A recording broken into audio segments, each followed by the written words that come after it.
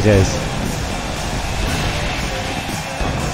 we welcome you to Riot 10 1.0, when it all begins again. We are live from the Genting Arena. I am Max Rannox, alongside my illustrious broadcast partner Owen. And Owen, I can hardly hear myself. Oh, it's gonna be an absolutely crazy night here tonight. Riot 10, nickname 1.0, as you have said. And well, it's all action from the very get-go. The UK Championship will be, we are crowning a new UK champion. It's not even on the line in a defence. One of these four will become a new UK champion after the Reaper dropped it when he won the US Championship. Yeah, controversy there, as the Reaper was not allowed to hold both belts. Adrian Goldman wanted the open division and felt that the Reaper was frankly too dominant to be allowed to have both titles at the same time. So this started the open match challenge for the United Kingdom title, and tonight the last four men, Wade Nelson, Sean Stevenson, York, and of course Juan Gonzalez, Tyler York, excuse me, and Juan Gonzalez will go head to head. Set to be for the UK Championship. One hell of a way to open an elimination falls count anywhere matchup. Absolutely, absolutely great way to kick off Riot 10. And of course the night only gets crazier from that point. I mean, we've got an N.E.W first, a 20-minute Iron Man table match between 6 men to determine the US champion. That's going to be staggering. Oh, wait a minute. Here he is. Well, this is a great way to kick off Riot 10. It's the leader of Magnum Opus here, and it's Snake, who is still EFW World Heavyweight Champion. Yeah, after shocking victory over Isaac Thompson on EFW Destruction. Nothing shocking about it. Well, his colleagues are defending their titles here tonight. Let's see what he has to say.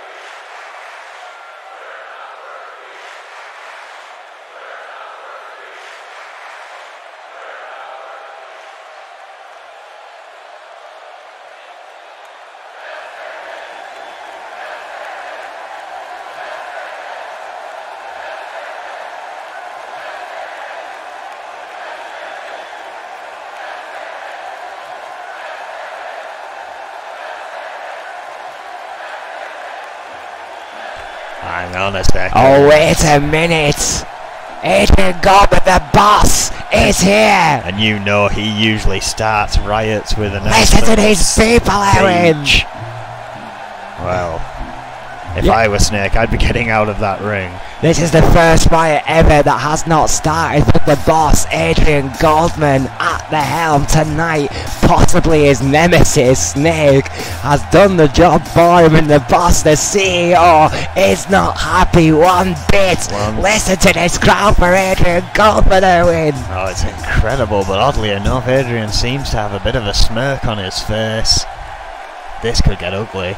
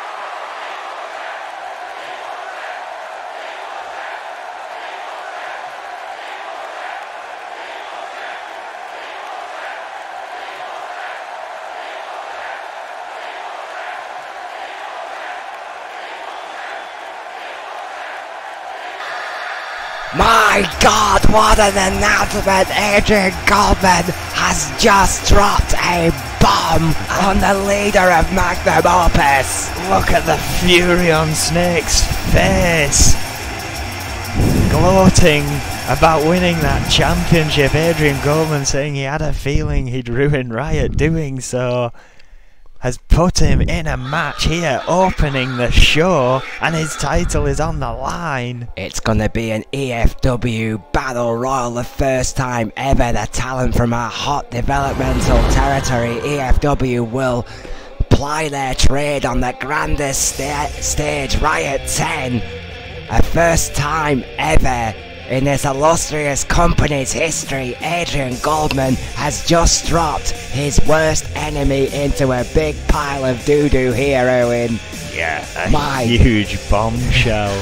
My lord. Snake even trying to get out of it, saying I'd love to, but I don't have my wrestling attire, it's at the compound. Well, Adrian Goldman called ahead and got his gear here. Snake now has to go backstage, get into his wrestling attire, and fight in a battle royale for his championship after just defending it 2 days ago. I'm absolutely speechless, Owen.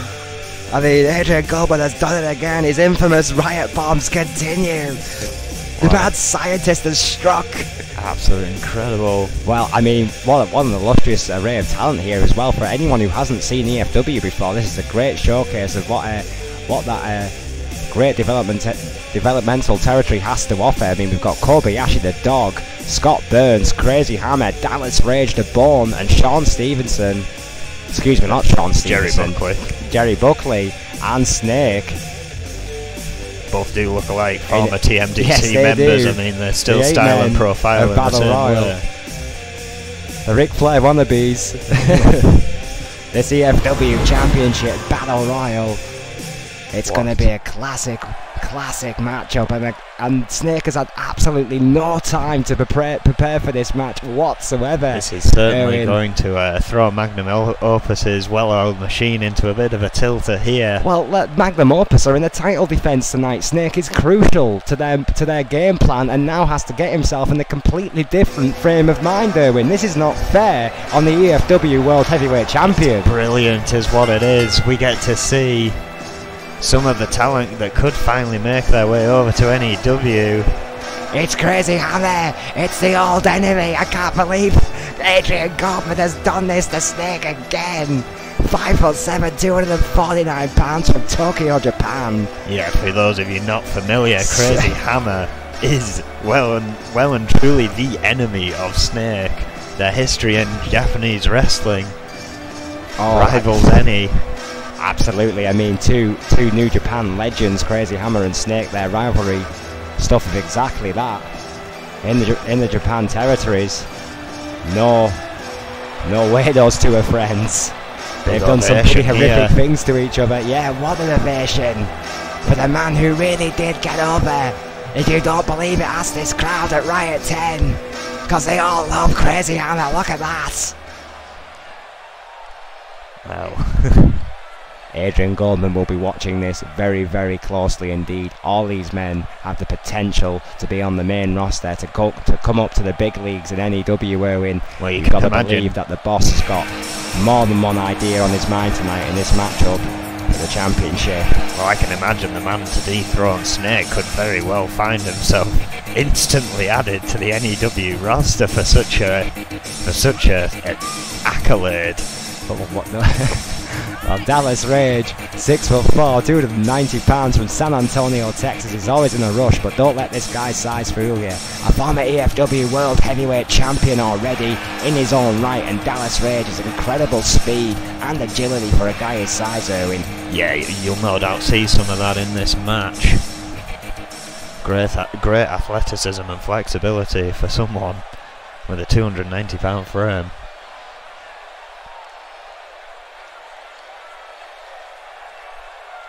Crowd await, more entrants into a match we didn't even expect to have here. We were about to say roll the footage on the UK video, the preliminary that shows you how we got to this match. and out came Snake, and it's backfired on him big time here. Well, this is another great hot prospect for Scott Burns, and yeah, a tremendous shock to the system. This was not what we were expecting our first match to be at Riot 10, but Adrian Goldman clearly had other intentions for his enemy Snake, and Scott Burns at 5'10", 290 from Cleveland, Ohio. Now this guy, I think, could be a dark horse in this matchup, Erwin, because what a great start Scott Burns has had to his EFW career. The old school, new school, yeah, has had many a tremendous match in EFW. Yes, absolutely. I mean, very, very impressed with this kid. If you've not seen Scott Burns wrestle before, look at that. The old school meets the new, that athleticism, but his style, shades of Harley Race. You know, it's a great blend of youth and experience, all in this great package. I tell you, Scott Burns is one to watch in this match. Yeah, definitely a fantastic crossbreed of wrestling moves compiled into Scott Burns is an incredible thing to watch. But of course, many of them in this match are getting a big opportunity to show the boss what they're made of here tonight. Oh, lights have just gone out here. Oh, wait a minute. I think I know who this is. I think that's Bones music. Very familiar music. The eerie music of an eerie individual. 5'10", 240 pounds from Ghana, West Africa. Former sprinter. Loves a table match, Erwin. Somewhat his speciality. How will he do in a battle royal here tonight? What a big opportunity it is for this guy, whose career has been impressive so far, but still a relative newcomer in EFW. Yeah, big opportunity here for him tonight. Massive opportunity for Bourne. He's got all the skills, been an athlete his entire life, Erwin. It has shown he can hang with many of the EFW locker room. Has also got wins over the likes of Crazy Hammer and the Dog, who were both in this match today, so it shows Bourne, you know, okay, he doesn't have as much experience as some of the other competitors, but he's certainly got the talent. Yeah, that's very true. And another tremendous ovation.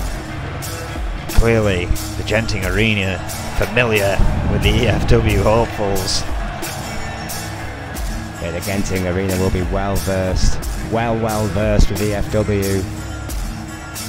One of the hottest development territories around.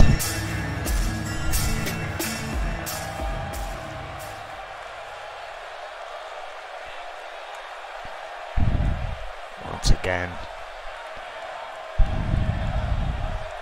we await more contenders, everyone wondering who the hell is coming down next. Do you think Adrian Goldman is just randomly picking out guys from the back just to irritate Snake? Well, you never know. He did say he made some phone calls. He might have the entire roster back there for all we know. Well, it's the Dog.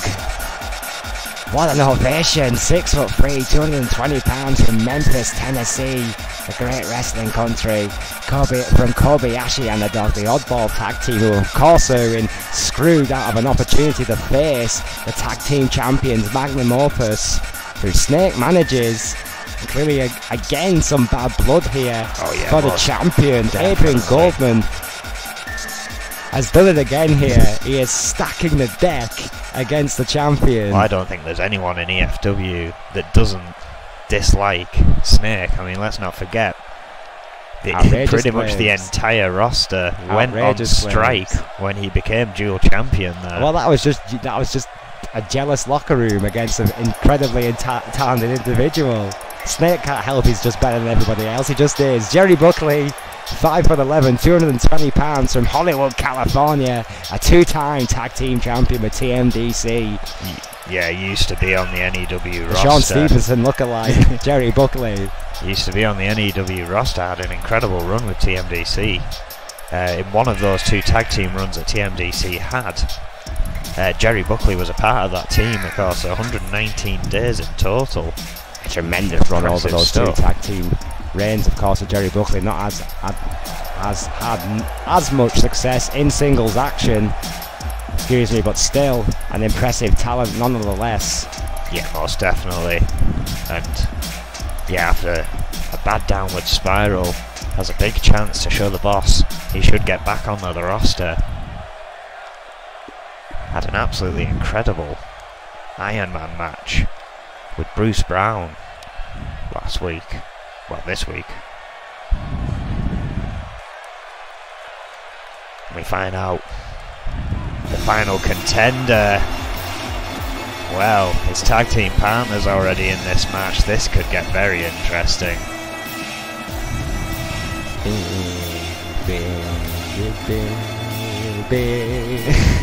You gotta love this music, Erwin. It's Kobayashi, 5'10", 230 pounds.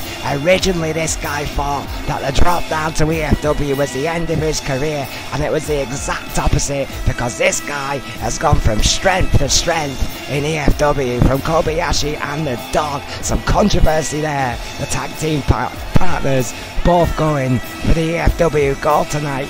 Former TV champion, former European champion, Kobayashi, another one here. One kick is all it'll take for this Japanese veteran, Erwin. Held that TV title for 128 days, but Kobayashi, just like Jerry Buckley, hit that brick wall in their career, found themselves in EFW. Kobayashi has managed to turn it around big time, and if anything has been screwed out of all his accomplishments since. Big opportunity for Kobayashi, as with all of these contenders. Here's the man you're going to bet they're going to be focused on from the get-go. Kobayashi, an impressive addition to this matchup. Another guy who's had issues with Snake and Magnum Opus in the past. The self-proclaimed TV champion. Just to clarify for any new viewers here tonight, that championship no longer exists, only in the mind of Kobayashi. I love that should be that is spray painted on his t-shirt. That is not an actual championship. Damn it, Owen is the TV champion. if he says it for long enough, it might come true. Well, after a lengthy clothes change, it must be said, the champion, whenever the lights come back on, I assume will be here. Well, Adrian Goldman will have his head. I'm getting a voice in my head saying that he was being essentially pushed out the locker room. Snake, 6'1", 250 pounds, from Brooklyn, New York, District 13 it might be added.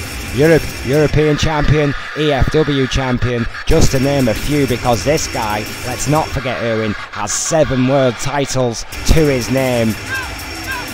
The mastermind behind the strongest unit in tag team wrestling today in Magnum Opus.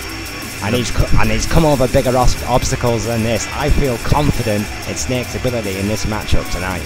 Well, it's certainly going to be put to the test, that's for sure. 7 other opponents who have a big opportunity to become EFW champion. This guy compared himself to Ric Flair tonight, Erwin. That's a big statement. And now Adrian Goldman has made him put his money where his mouth is. And he has lots of both, I can promise you that. What a huge way to start off Riot 10. 8-man battle royale for our developmental territory's biggest male prize, the EFW championship. Well, the first time ever this belt has been defended at Riot. What a great way to do it, to introduce it. Riot 10. Here we go. Is this traditional over the top style? It is. Kobayashi starting off on the champion there with a lumbar check. A classic. Dog trying to eliminate Crazy Hammer early on, and Dallas Rage trying to eliminate Bone here. An EFW favourite here, the Dog, doing some great work. Just in the far end of the screen there, a lot of bodies in the mind there. I think Buckley held on there. Oh, sorry, Burns held on. Oh, big suplex there. See, oh, Bone. No, he held on. No, held on. One arm.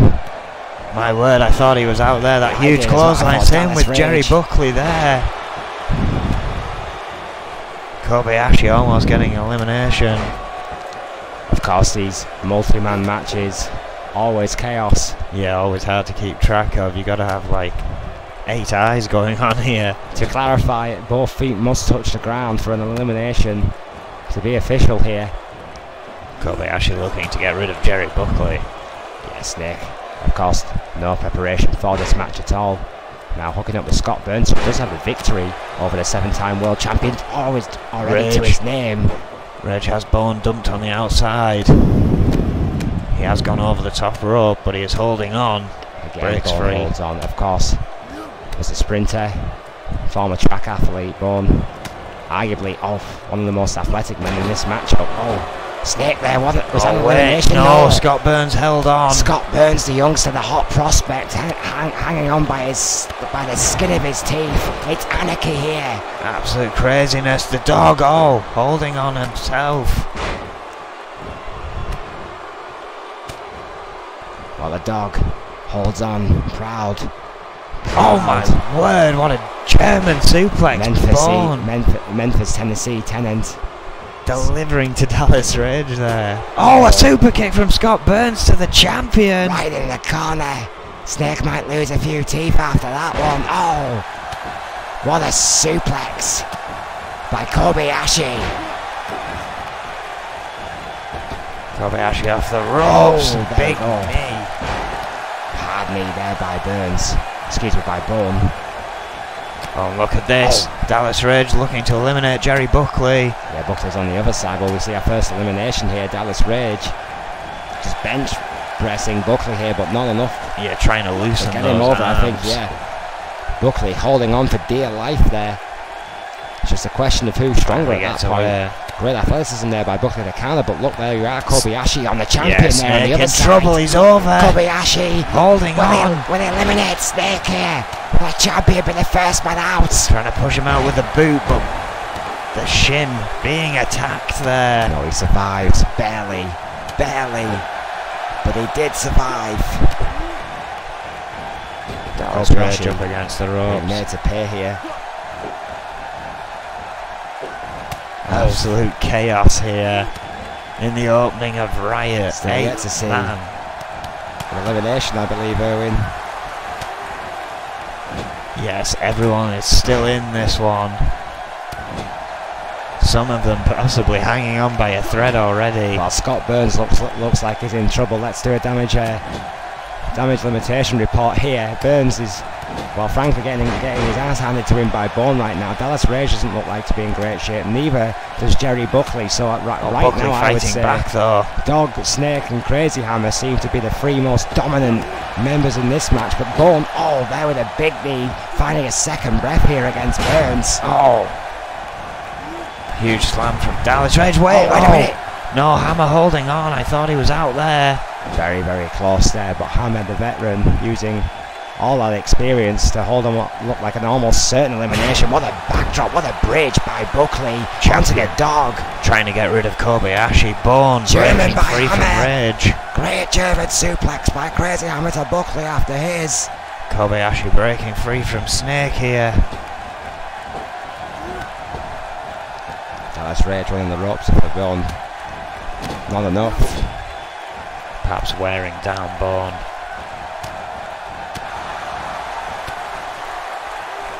Snake now being sent corner to corner by Kobayashi.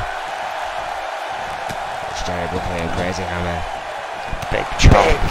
Big clothesline. Well, Scott Burns in trouble again, as Bone's looking to eliminate him. Drops him over, but he's hanging on to the apron. Fighting free again. All of these men know what is on the line here. This is a big chance to impress the boss. Kobayashi may be our first elimination. Jerry Buckley trying to scoop him over the top rope. Snake now in the corner. Dallas Rage hanging him up here. He's trying to eliminate the champion from the corner. I'm not sure how wise that is by Dallas Rage. Snake has a lot to hold on to. Yeah, it's a hard way to get your opponent out, if you ask me. Using a corner, they've got more to hang on to. Well, Buckley and Kobayashi got into their own little fight on the other corner there. Yeah, going back and forth here. It's just still crazy. Caught the leg. Counters the kick, Owen. Sweeping down by Buckley. It's a great veteran-like manoeuvre. Still, all of these men in this match. It just shows you the will to win here. All of these guys want the richest prize in the EFW locker room today, the EFW title, Owen. Burns again in trouble on the apron here. Dog looking to eliminate him. He's holding on by one arm. Well, he's grabbed hold of the rope again though. Fighting back again. Kobayashi also in trouble here. Jerry Buckley delivering a beating to him, has him over the top rope as well. Kobayashi hangs on. Oh wait, the dog with a huge clothesline to Burns. There he is. Burns is the first out. He's been looking in trouble for a while, and the man from Memphis Quite happy about that one as well. What a German suplex, the crazy hammer from Snake. Now working with Rage to try and get rid of Bourne. They both got him over. Buckley. Is that Bourne yet? This could be Bourne out. Well, yeah, Rage and Dog trying to both push him out. Holding on. Still kicks free of Dog. Kicks free of Rage. That's an incredible comeback by Bourne. Fighting off both the Dog and Dallas Rage. Jerry Buckley is still dismantling the champion. Kobayashi now looking like he's in trouble. Oh, the Dog up against the ropes. Crazy hammer. Trying to lift him up and over. I think probably has the hardest job of it. Is a shocker, and I consider him on the hot dark horses in this matchup. Yeah, you could be right, but I've got to say, I think Crazy Hammer's going to have the hardest time. I mean, he is the smallest man in that ring. He's going to have the hardest time lifting anyone over that top rope. Well, we know the freakish. Oh wait, Bourne just went out thanks to Kobayashi. Kobayashi from nowhere, just eliminating Bourne after the tussle on the ropes, and the young man from Ghana finally gone. Yeah, we're down to 6. Buckley though now in trouble on the other side. Snake there trying to eliminate him in that corner, but again utilising the corner, and again Buckley holding on to that top rope for dear life. Rage again trying to eliminate the Dog. Dallas Rage now, one of the strongest men arguably in this matchup. Still not enough to get rid of the Dog. No, has him up and over, but the Dog once again holding on to huge snap suplex. Beautiful snap suplex there. What a match.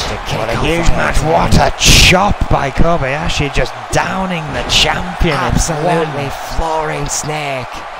Swift knife edge. Kobayashi in the corner. Oh, atomic bulldog by Dallas Rage to Snake. That agility we were on about earlier.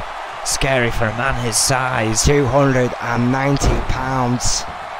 Dallas Rage can move like a cruiserweight. It's scary. Jerry Buckley and the Dog are allowed a little bit of time to recover here, whilst the other 4 go at it. Snake could be eliminated here. Dallas Rage. Yeah, Dallas Rage. Oh wait, turns it into a guillotine. Yeah, turned it into a guillotine. Couldn't outpower the champion, who was holding on for dear life. Again, Jerry Buckley in that corner in trouble, but again holds on to the top rope. Kobayashi still determined, it seems, to get... Oh wait! Super kick by the Dog! We will have a new EFW champion, and I bet Adrian Goldman by the Dog is opening the champagne early tonight. Look at that kick by the Dog, literally super kicking Snake out of the ring. Well, we're down to 5, and one of these men will become the new new EFW champion. Do you think the Dog... Oh, he's just eliminated Kobayashi. Kobayashi is gone. The Dog is on a hot streak. Is this the man from Memphis's moment? Well, it could be, but it just walked right into that. These fans just exploded. Look at Snake on the outside. He's furious. I can't believe it. He's being pulled to the back by officials. This match continues. Oh, big drop kick from Crazy Hammer. EFW champion tonight at Riot 10. Wait, Jerry Buckley has just eliminated the hot start. The Dog. We're going to get a replay on that one. And there we go. My God, what a just hellish hellish slam over the top rope Yeah, by Jerry almost Buckley. using him as an arrow. Nothing for the dog to hold on to. It's down to 3. Jerry Buckley, Crazy Hammer, and Dallas Rage. Oh, it's a Guri. What a collision.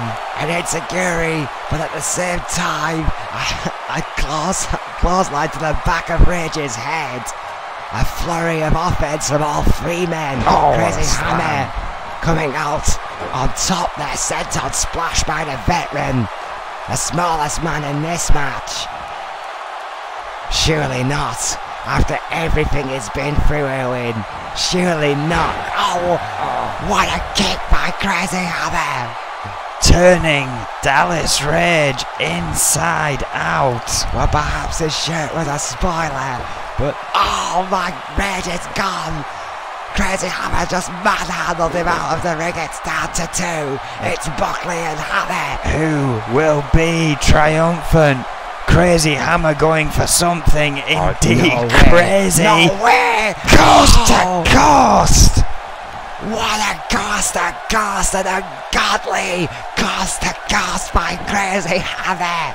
That could Is do this the his job. moment? Gut-wrench suplex to Jerry Buckley, who has had no offense these last few minutes. After that amazing, inspiring cost to cost, surely now a matter of time. Has him up against the ropes. Oh, What a wait. block by Buckley, kick to the gut. Buckley is fighting back, needs to capitalise. Hammer a bit too quick there. Suplex. Wait, no, Buckley again. Knee to the head by Buckley. Still enough ring savvy. Clothesline, seen this as a demotion. Greatly unhappy about his demotion to EFW. Jerry Buckley, could this be the night he becomes EFW World Champion? What a story that would be. What a fight. Oh, wait. Oh, what a reverse DDT. Tremendous reverse DDT. In the corner. What's he thinking of here? He's ready. Gearing up spear. Oh, what a spear. What a spear. Almost the gore of a spear. Big senton splash from the middle rope. A lot of hang time. Both but it of won't these be men. enough. What a huge moment it would be for either one. What an arm drag by Hammer. That veterancy.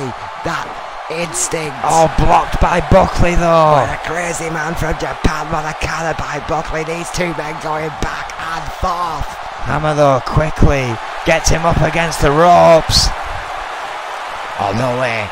Not like Powerbomb that. position, Not like surely that. not. Powerbomb out the ring. He does. Sayonara. He has. Crazy Hammer. Jerry Buckley. The new EFW champion. And you can bet out of all these people that it could have been, that's going to be the one that sticks in the craw of Snake the most. I can't believe it. His most hated rival. The 5th ever EFW champion, Crazy Hammer, ladies and gentlemen. Well, this man got over before getting over was cool. Crazy Hammer, after everything he's been through, after all the trials and tribulation, has finally, overtly got one over his biggest, greatest enemy, and look what it means. To the New Japan veteran, to the EFW World Heavyweight Champion, And to Crazy the Hammer. N.E.W crowd here as well, so happy. Snake has been dethroned. Are we gonna see that when Magnum Opus take on the Militia later tonight? Huge, huge victory. What a way to start Riot 10. We have just crowned an new EFW World Champion, and it couldn't have gone to a man more deserving than Crazy Hammer. The locker room is going insane right now. Absolute madness. What a match. And well, as we move into our next match, we're going to give you a little show of how we got here. The UK Championship is vacant, and these men have been through one hell of a journey to get there, to this opportunity tonight.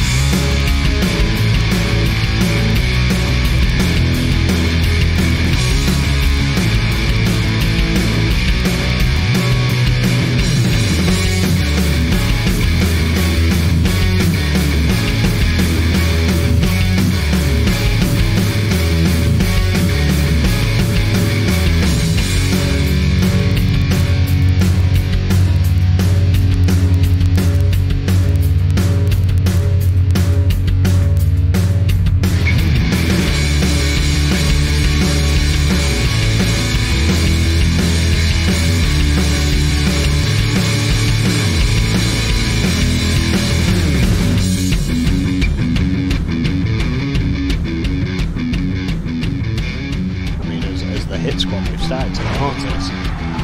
The gangster takes the beating. Tyler York does the quick offense. Yeah. Well, he's looking for some fear. Yeah, the debate definitely does remain if Tyler York can go along, but when he can hit moves like this, what does it matter? Side slam Uranagi. Bye-bye, Queen. Right, well, that might even be a record. Tyler York has done it again.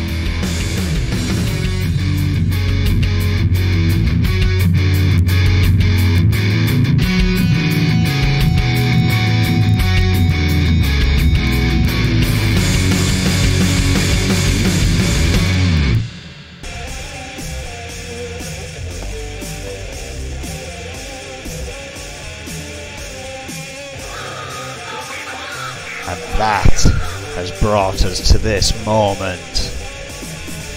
4 men will face off to determine a brand new UK champion here tonight. Wade Nelson, Sean Stevenson, Tyler York and Juan Gonzalez. Title, a very coveted title here in the N.E.W, which the Reaper kept with nothing but disrespect. Well, tonight we will crown a true, deserving, fighting champion. And what a champion this man would make. Wade Nelson, with the Insaguri heard around the world, the only man in the company so far, Erwin, to have a pin victory over the Demon from Fleet Street. The Reaper, 6 foot and 240 pounds from Fargo, North Dakota, a former EFW champion in his own right. This would be his first title in N.E.W. Wade Nelson has arrived. And you know what else is scary to think about? This UK Championship has only, since its reintroduction into N.E.W, has only had 2 holders. The first being Marty, and of course the second being the Reaper. And Sean Stevenson, the Jerry Buckley lookalike, 5'11" and 220 from Hollywood, California, 2-time tag team champion with TMDC alongside Buckley. Dresses as extravagant as he thinks he is.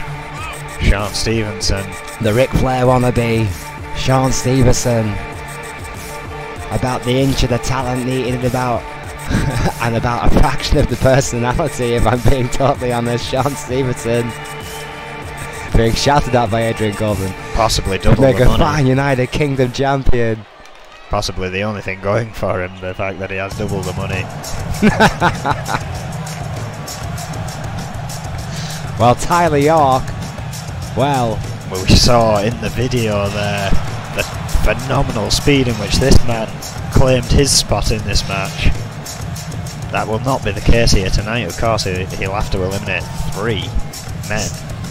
6'1", 248 pounds of pure aggression, hostility and controversy. Tyler York, Houston, Texas, from the Hit Squad, a former hardcore champion, a former tag team champion with the Authority. And of course, both Tyler York and the Gangster having a huge opportunity, a huge title opportunity here tonight. Not in the tag division as one would expect. Yeah, absolutely, both men in there. Singles action here tonight, and both men fighting for a championship. Those new rules, put into place by Adrian Goldman some months ago, giving some new competition for those championships. And here's one of those men tonight, Juan Gonzalez, 5'6", 220 pounds, from Chihuahua, Mexico, of course, from the legendary tag team Los Luchadores, a 5-time tag team champion in his own right, Erwin, and a former cruiserweight champion. So Juan has shown he can win singles gold as well, but tonight, unquestionably, as a singles competitor, a win as the United Kingdom champion would be the biggest victory in Juan Gonzalez's singles career to date. Yeah, most definitely. I mean, it's been a long time since the cruiserweight title was around. Juan Gonzalez, of course, sticking to tag team matchups for a long time. He's finally got back into the swing of singles after Goldman has made that ruling that they must compete in both to stop any kind of advantage in the tag team division. What a match. Should be a great matchup. New champion to be determined. Well, I think for me this one is just a little bit too close to call a fatal 4-way. I decider, and we will finally crown a new UK champion here tonight. That belt vacant ever since the Reaper won the US Championship, which is on the line tonight. And here we are, our N.E.W senior official Mike Shitope holds the gold in the air. The second title already here online tonight at Riot 10 at the Genting Arena, live in Birmingham. Sold out capacity crowd. Shitope rings the bell. And there are 30 minutes on the clock in this matchup. Oh, and here we go. Quick start here. Nelson on the outside with York, and Stevenson and Gonzalez in the middle of the ring. I mean, who knows what will happen if this is a draw? I'm guessing it will have to continue. Well, yeah, mayhem, that's a very good point, Erwin. I mean, because there is no champion tonight, there is no champion advantage. All 4 of these men have 30 minutes to essentially get a pin on one of their fellow competitors or a submission. I believe that has to happen inside the ring as well. Well, it's false count anyway. It's false count anyway, excuse me. So that, no, well, there you go. Well, that throws another element for Mike Shitope to... Generally, they would have to take place in the ring, that false count anywhere stipulation. Going to make it a hard night for Mike. Can make it a hard night for all these men. Tyler York clearly picking Wade Nelson as his first opponent here. Oh yeah, Tyler York, no stranger to battling on the outside. Oh, of course, the long game of Tyler York has been put into question in the past, Erwin. There has been furious debate in the locker room about this kid's long game performance in matches. He knew tonight he was going to have to prove it. Surely he's been training for this. Big clothesline and a big knee by Stevenson to Gonzalez. A huge tornado hurricane runner on the outside by Wade Nelson there, getting back into this fight. Absolutely, Wade Nelson will not die. Literally, that kid should have a shirt that says that. Oh, what a standing moonsault. Tremendous athleticism by Wade Nelson, who will put his own body on the line as pure reflex. What a drop kick by Juan Gonzalez in the middle of the ring. Huge, using his opponent's body as extra lift. Has caught Sean Stevenson off guard here. Tyler York powering Wade Nelson back into the ring. Oh, Wade Nelson though, quick as a flash, counters. Stevenson meanwhile fighting back against Juan Gonzalez with that big lariat right across the neck of the Mexican veteran. Reverse DDT there by Wade Nelson. Huge reverse DDT by Nelson. Of course, it looks like that offense on the outside has took a little bit out of Nelson there. Oh, gutbuster by Stevenson. Big gutbuster. Oh, and a kick to the heart, right to the chest of the man who will not die, Wade Nelson. Tyler York back to his feet though. Interestingly, going back to Nelson. Sean Stevenson winning the tussle there, or wait, maybe not. Well, Stevenson and Tyler York seem to be fighting over what's left of Wade Nelson here. Oh my lord, what a backdrop that was. Take that, Wade Nelson. Sean Stevenson might have just changed the game there. Juan Gonzalez being thrown back to the outside. Yeah, just as he Tyler got York, back in. there's a surprise. Going to inflict some more damage on those wafer thin mats. Stevenson In the ring, what's he choking got up planned Nelson, here? making a run for it, and there it is, that big knee right across the neck of Wade Nelson on the outside of my... Jesus, what a shot there by Juan Gonzalez. Yeah, Did getting you see dangerous. that, Owen? Close to Big the elbow timekeeper's area now. right across that ring post. So much action, and only one referee. You always have to question the sanity of this in these match situations, Erwin. Well, yeah, I can't deny that. I'm sure Goldman just likes to add the spice. Oh, Likes to make Shitopa work for his paycheck, that's for sure. the hardest working referee in N.E.W. today, Mike Shitopa. Juan Gonzalez scooping up Tyler York onto his shoulders. What a suplex by Oh, and Stevenson. just threw him into the turnbuckle post. Jesus, what a shot there by Gonzalez on Tyler York, who might have just gone knee first, might have shattered a kneecap into that ring post. Juan Gonzalez not afraid to cheat to win. Meanwhile, Stevenson with those firm headshots to Nelson in the middle of the ring. Shitopa a lot more focused on them two, it should be said. Refereeing instinct kicking in. That's giving Juan Gonzalez and Tyler York a chance to destroy themselves on the outside, Erwin. Ramming York into that barrier. Yeah, just using his shoulder to squeeze Tyler York like a sandwich between himself and that barricade. No! Stevenson going for a pin there. I thought Stevenson might have stole that then against Wade Nelson, who's took quite the beating on the inside of that ring, but... Oh, wait a minute. Juan Gonzalez on the outside. Jesus, what a powerbomb. Shitopa's had to make a run for it. Finally in position. 2. No, Tyler York kicks out. What a powerbomb. You've got to think if Shitopa was there, that could have been a 3. Well, it could have been a 3. And there you have it, folks. That one referee. York's still in trouble though. The Three Amigos. But This it's is the on the Three Amigos. The outside, second though. Amigo hit the barrier for goal. Rolls over again. The third Amigo right there. The first Amigo hit the barrier. The second Amigo hit the ring apron. Sean And the third Stevenson. smashed on the wafer thin mat. Meanwhile, Sean Stevenson with a huge DDT in the ring, going for a 2. cover on Wade Nelson, and Yes. my God, he's eliminated him. Well, Wade Nelson will not be UK champion tonight. Juan Gonzalez going for a pin on Tyler York. Shitopa out of position again, finally back there, but that might give York the time he needs to survive. It doesn't though, it's down to 2 already. Well, those 24 Three Amigos, minutes I think it's pretty remaining. clear. Oh my word! What a DDT!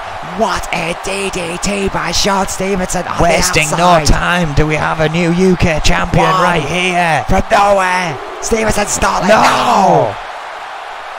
Somehow, some way after that brutal DDT, Juan Gonzalez managed to get his shoulder up, but I don't think there's much left in him.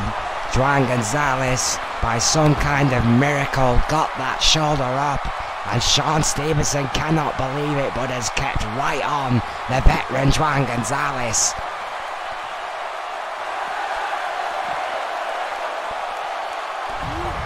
crazy to the eye. flurry of eliminations that leads us down to 2. Punch to that back. And Juan Gonzalez using all his veteran instincts here against Stevenson. Trying to take his time, dictate the pace, and Stevenson not fighting back those big elbows.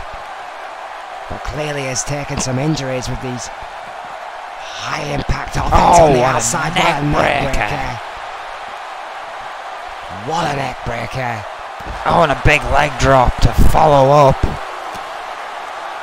Sean Stevenson knows he's got a bit more time on the clock. Oh, and there we go. Big leg drop right across the neck by Stevenson. Doing everything he can to make sure Juan Gonzalez is put away here. Oh, straight into the turnbuckle post. Oh, hang on though. Elbows from Juan. Perhaps in desperation.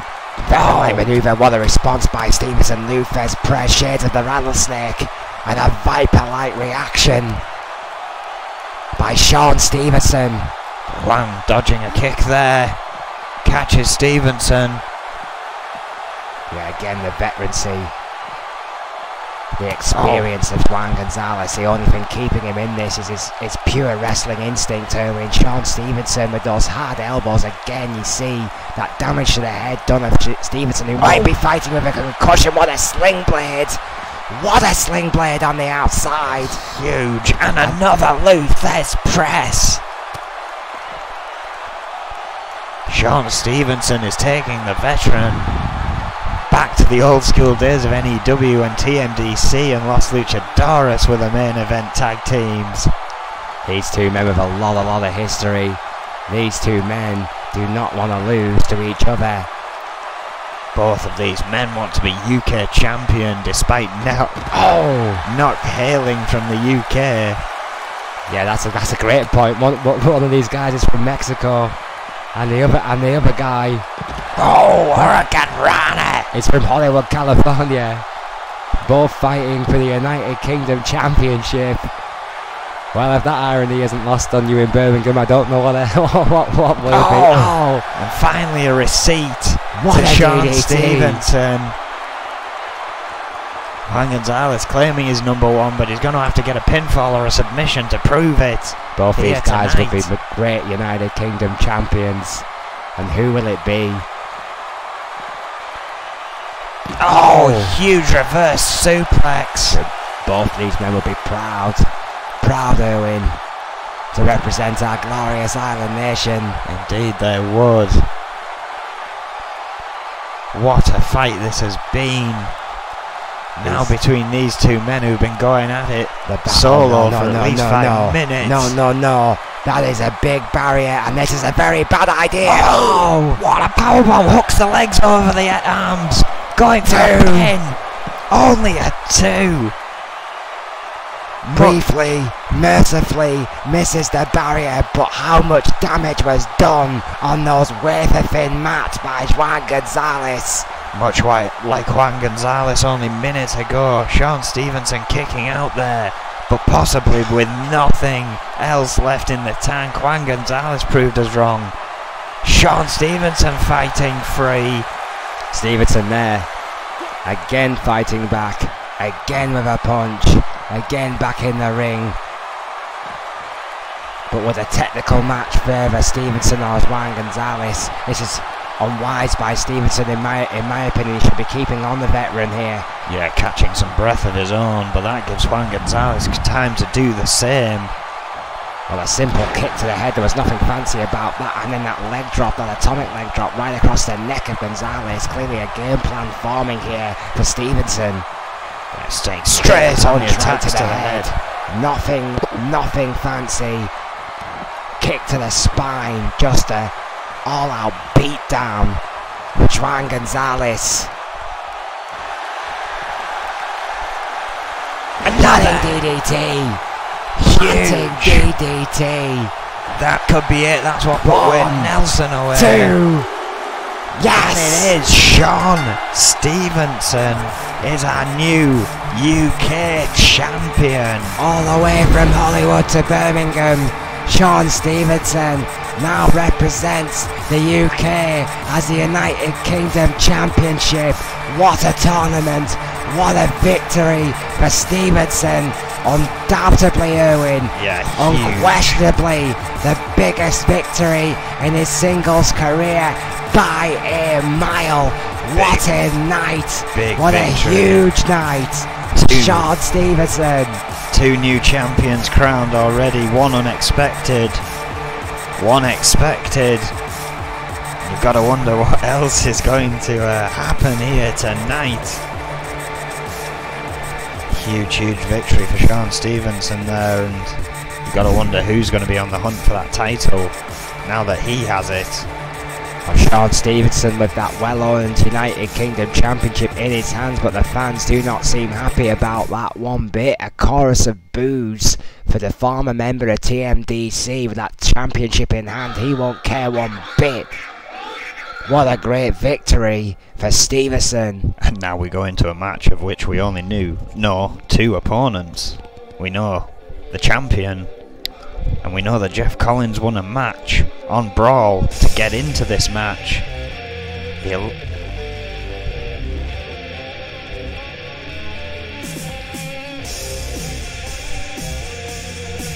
Wow, I'm getting in my headset. Something has changed in our program. What the hell? That isn't right. Well, yeah, we're being told by the backstage that instead of a title shot here, instead of an elimination table match for the United States title, we're going to have an elimination tag team table match instead. And tonight, ladies and gentlemen, apparently we will see Zach Fuller and the Mechanic and Troy Webster take on Collins, the Reaper, and Brad Morse. The former US champion. What a bizarre decision from the back. Yeah, I have no idea why this has been made. This is massively controversial, though, Owen. Yeah, I mean, we're meant to have an N.E.W. first. A 6-man between, I'm guessing, these 6. Of course, Jeff Collins involved in this match. An Iron Man table match. That's what we were expecting. So you've got to wonder when that's going to happen. If it's going to happen now. I mean, this was meant to be Reaper's opportunity. If he won this match and retained the US Championship, he would begin his climb through the Intercontinental rankings. Well, perhaps with certain elements involved in this matchup, Erwin, Adrian Goldman felt that a Iron Man table match was not the best idea, and I think we all know who we're talking about in this one. Well, perhaps you're right, but as far as I'm aware, there's still going to be tables involved. Well, the Doctor is in. 6'3" and 364 pounds from Toronto, Ontario, Canada. From the Fixers. Teams up, of course, with the Mechanic. Very similar wrestlers.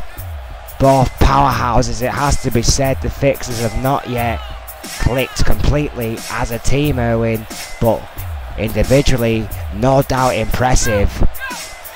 Yeah, indeed. I mean, great solo careers. Of course, the Doctor not having picked up a title had a huge opportunity here that seems to have been stolen away. Again, I have no idea what this is all about. Well, the influence of the Reaper seems to grow day by day by day. Controversial decision, to say the least. The Reaper was supposed to be defending his title here tonight, and he seems to have got away with it. I can't help but think that Adrian Goldman would not have given this away cheaply when he had already advertised Erwin a United States title match. Yeah, I imagine we're only going to hear what this is all about after Riot. I mean, this is insane. Alright, Zach Fuller, of course, 5'10", 225 pounds from Hackensack, New Jersey, a 2-time TV champion in his own right. I just cannot get over the fact, Erwin, that this was supposed to be for the United States Championship, and now all of a sudden, I'm sure it's going to be a great table match, don't get me wrong. A great tag team match as well. But this is just what we were expecting. This is a very strange decision. I'm getting it in my headset. Now, we're not allowed to talk about this, so we're going to move on.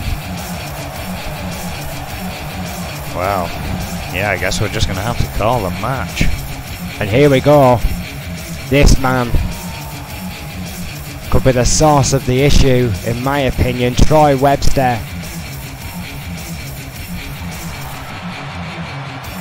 5'11", 230 pounds from Baton Rouge, Louisiana. Of course, from the Trailblazers, reuniting with the sick and twisted prize fighter known as Bart Brute, and Troy Webster, who has a history of making people bleed in table matches. That's all I'm allowed to legally say at this point.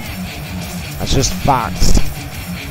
It's all there in the record books. Troy Webster and table matches do not get on. I think that would be fair to say, Erwin. I believe so, yes. I mean, we all saw what happened to Zach Fuller in that match. We now know he's in this match as well. And perhaps Zach Fuller will be keeping a very, very close eye on Troy Webster here tonight. What a team that could be.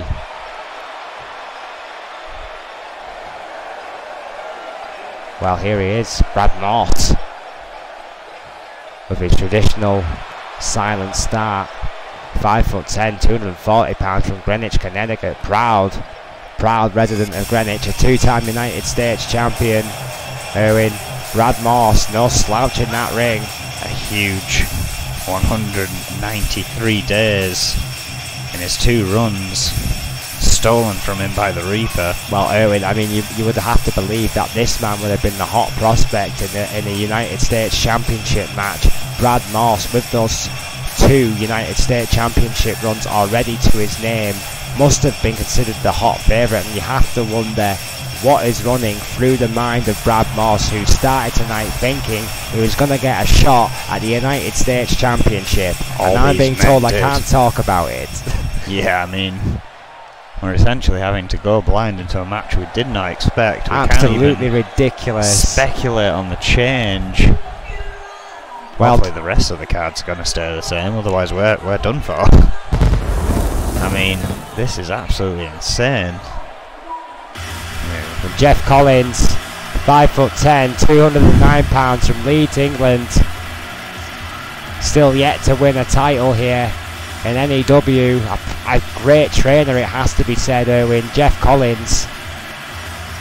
Yeah, I mean, integral EFW. To EFW, and I mean, he's probably really proud of that match-up earlier, our first match. Oh yeah, Crazy Hammer becoming the new EFW champion. Absolutely. I mean, a lot of that, ladies and gentlemen, that great curtain opener to Riot 10 would have had a lot to do with this man right here, Jeff Collins, who is undoubtedly indispensable to the EFW Development Training Centre, and many believed, Erwin, that was the final stage of his career. Many believed that Jeff Collins' wrestling days, active wrestling days, were behind him, and Jeff Collins did not agree and wanted to fight on and wanted to prove that he could hang with the best of them. And can you imagine how upset Jeff Collins is about tonight?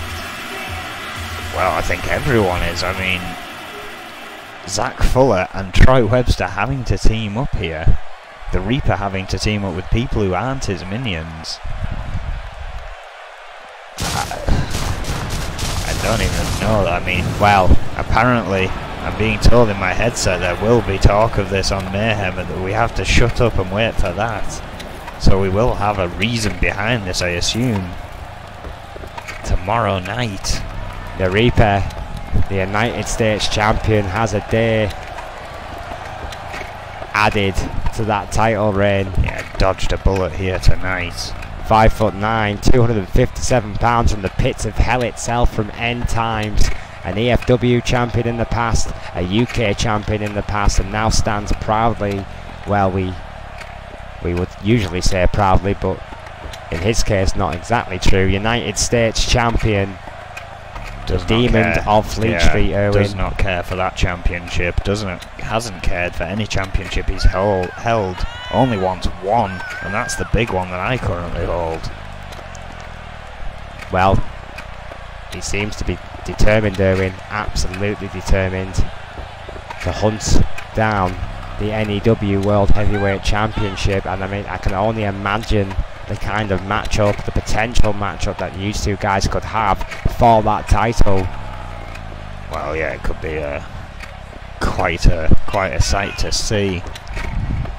Well, but you have to wonder if the safeguards are still in place for this guy, Erwin. Well, you've got to wonder if his opportunity for the Intercontinental rankings still apply to this match now. This is exactly what I mean. I mean, Adrian Goldman did agree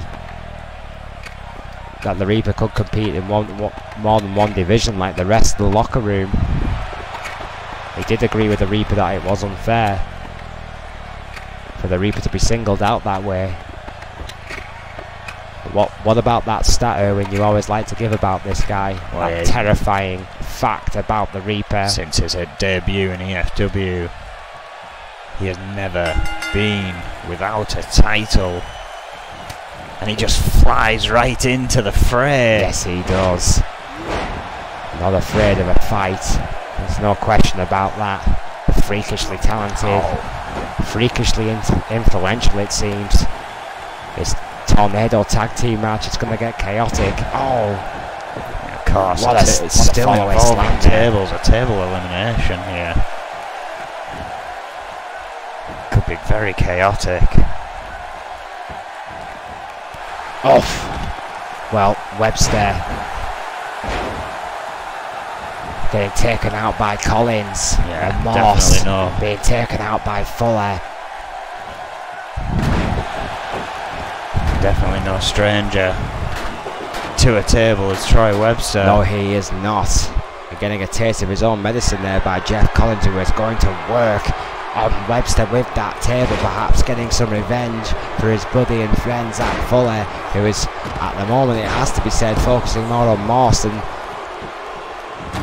than York, which I am surprised about now, seemingly going for Collins. Yeah, and the Reaper trying to clean house with that table there. Tremendous shot with that table there by the champion to the back of the head of Zach Fuller.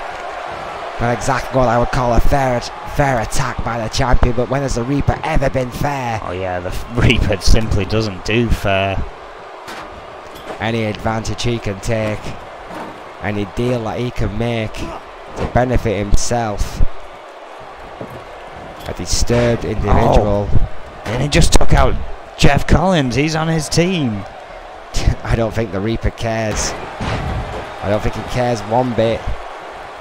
He just got an extra night, an extra free night as United States champion. Yeah, I think you're right. I think he's just out to he's attack anything that moves. He's going to be in his destructive best tonight. Oh, what a rib breaker. The Reaper's having his own match. He's just having fun out there now. Just twisted individual. Jeff Collins still on his feet. Jeff Collins still on the table, taking out the Reaper and Webster. Clearly not happy about the Reaper attacking him before. Brad Morse still trying to recover from the earlier onslaught, finally back up. And the Reaper attacking Jeff Collins once again. This could get ugly. Not so much working as a team here. Oh. Big shots to the Doctor here.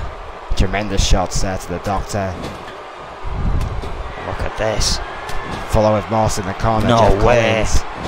Oh, wait a minute. The strength of the Reaper. Sweet God.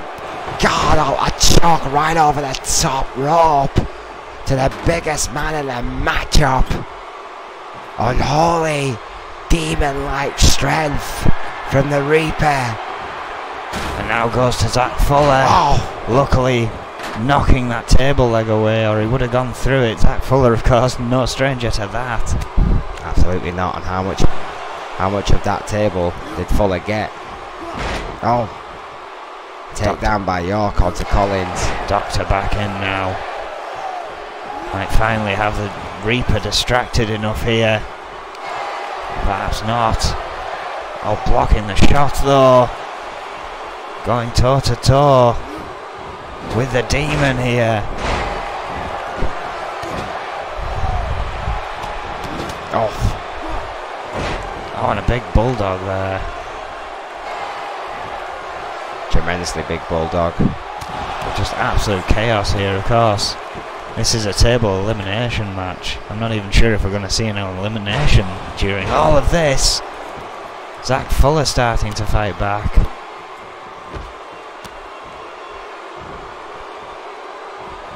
Absolute insanity. In a match, again, a second match we didn't expect. We expected this to be a little different.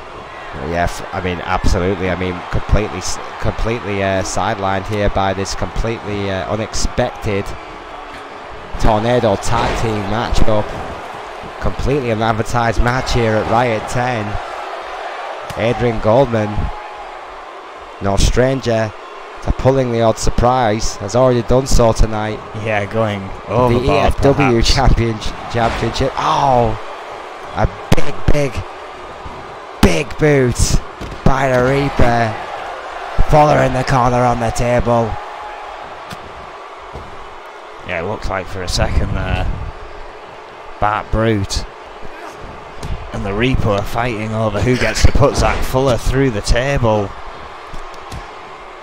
Yeah, absolutely. I mean, Zach Fuller, one of the most unlucky careers, arguably, in N.E.W. history. Oh, Maybe about to get a bit more unlucky. Yeah, Brad Morse and the Reaper definitely jockeying for position on who wants to hurt Fuller more. Oh, what a T-bone suplex. Bye-bye, Fuller. The Reaper let Morse have that one. The Reaper's team here just seems to have got a little bit stronger. It's now a 3-on-2 attack. It's interesting as well that the Reaper is not teaming with N Times here tonight, Erwin. Yeah, I mean, the Reaper, who has his own team members, has elected to team with other members of the locker room here tonight. Is that just a form of tough love by the Demon of Fleet Street, or is that a message for Nate, Joe Freeman, and Grime? I don't know if it's elected or forced. I mean, again, we were expecting all 6 of these to be going at one another's throats, not teaming up in a crazy tornado match. But again, we can't discuss the complexities of...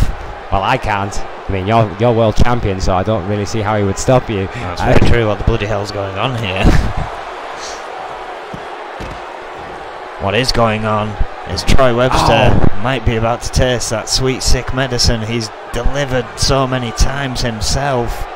Oh, wait a minute, yes. Zach Fuller not in any rush to stop him. Yes! Poetry in motion, that's the greatest thing the Reaper has ever done, planting Troy Webster's face through a table. Yeah, but bad news cometh as the teams are slowly thinning down here in favour of the Reaper. Oh!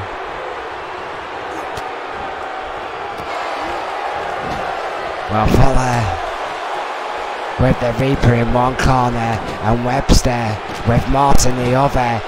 The Doctor and Jeff Collins beating the holy hell of each other on the outside. Well, hang on a second. It seems we are having a point situation here. Even more confusion. It seems this is our Iron Man match, but in a tag team form. I have no idea what's going on now. Well, wait a minute. Is this for the championship or not? I'm so confused. I'm equally as confused. I mean, Troy Webster... Why does Adrian Goldman do these things to us? Oh, I have no idea, but by all accounts, there should only be one man left on that opposing team. And yet all of them are still fighting here. Well, the fans aren't happy. You can hear them. The Doctor. I'm staring at that, Adrian. I'm sorry. You can hear them booing. What do you want me to do about that? Oh! Finding a chair. This is not a chair match. Oh, dear Lord, what a chair shot there by the Reaper onto the Doctor, who may need his own services after tonight. That fake medical degree of his is not going to help him tonight, Erwin. Well, the Reaper has found another table, which can only spell bad news for anyone involved still in this matchup. Collins in trouble at the hands of Webster. What a slam there. Oh, table shot by the Doctor. A huge thud. Oh, what a absolute chaos. 30 minutes remain in this point system tornado tag match. That's all we know. Yeah, I mean, if it is a tag match, as we were getting told when they were coming down, then the Reaper's team are winning. If not, then the Reaper and Brad Morse are one apiece here. Oh!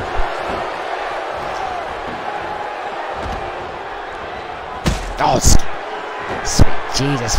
Of course, in a completely different way there. Face first into the wood. Jeff Collins with a new streak of aggression in this match. Trying to get the Doctor through that table. Oh, wait a minute. T-bone. There we go. Word. Head first right into the table. Jeff Collins now gains a point. In this controversial matchup. That has equated in absolute pandemonium on every level. Troy Webster. Shots to Collins. Morse now on the Doctor. Fuller still trying to regain his senses on the outside. The Reaper, after a breather, gets back into the ring. 12 minutes remain. It's anarchy, Irwin. Absolute anarchy. Oh wait, the Reaper got Reg. Got out. Dominator. Kick to Webster. And a punch. I think he's going to try and steal the Reaper's pin there. The Reaper not happy about that one bit. Oh, the table stipulation still applies, it seems, so I have to find some more equipment here before any of these men can gain another point. The search for tables now is on. It's almost a race, and the Reaper seems to be winning. The Reaper finds one first. Oh, and drives it right into Zach Fuller. Well, Zach Fuller's bad luck continues after that hard shot with the table. Chaos reigns supreme here tonight in N.E.W. Brad Morse now with the Doctor in the corner. Oh, the ropes by Morse, who's got an aggressive streak himself a mile long. Oh, what's it? I thought he was going for a coast to coast for a second there. Now Troy Webster. Oh, did you see that? Troy Webster was about to put the Reaper through that table, and Zach Fuller stopped him. And Zach Fuller is on the same team as him. He definitely not caring. The Reaper powerbomb through the table. Sweet Jesus, what a powerbomb by Webster, by the Reaper.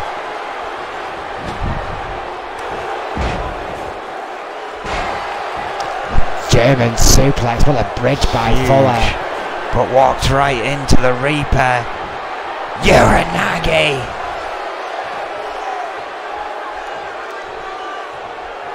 And this has turned into absolute pandemonium here. Well, it started as pandemonium. Oh, big knee by Webster. Big punch by the Doctor.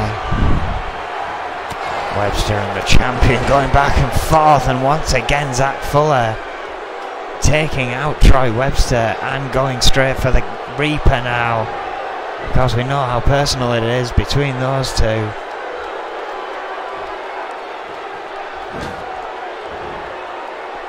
Everyone once again searching for tables. Are there even any left? We've had 4 smashed in this match already. 10 minutes remain. Oh! Over the top rope tope here from Zach Fuller. Tremendous move by a tremendous athlete.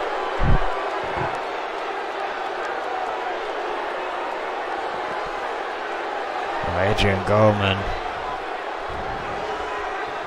with the sinister mastermind he is, changing this from a 20-minute Iron Man table match to a 3-on-3 tag match in the same stipulation. And apparently we're going to find out why on Mayhem. Oh, what a shot by Zach Fuller to the champion.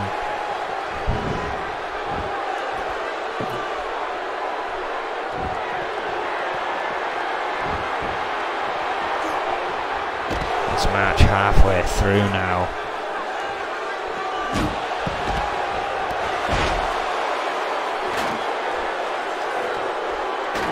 I truly thought this match has essentially changed 3 times as far as we know it.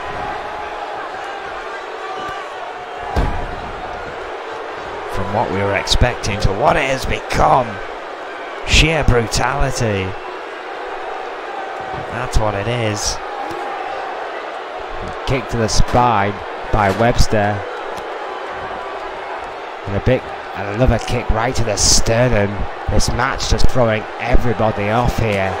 This unexpected, almost unsanctioned tornado tag. Oh, a point system, it seems, well in place here, Erwin. Yeah. 8 minutes and 30 seconds still remain, and it's still really anyone's game here.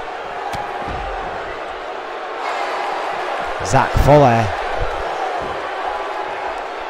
and the Doctor still yet to score. Troy Webster still yet to score. Just received a Dominator on the outside. Well, yeah, the Reapers team are winning. They're about to rack up another point. My God, that could be the emphatic point. The moment this match changes. And is this just a sign, Erwin? We have to start asking that question. Is this just a sign of the continuous and increasing influence the Reaper has here in N.E.W? It's getting scary now. Well, yeah, you're right. I mean, he's essentially dodged a title defense here tonight, as far as we know. As far as we're aware, yeah, we were expecting a United States Championship match here tonight. But again, more information on that tomorrow. Oh, Zach Fuller with a big drop kick there.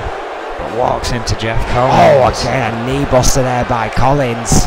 I mean, let's face it, that UK tournament that we saw, Snake and William Zander, when they fought their match, they didn't know that those were qualifying matches. Adrian Goldman making the announcement afterwards.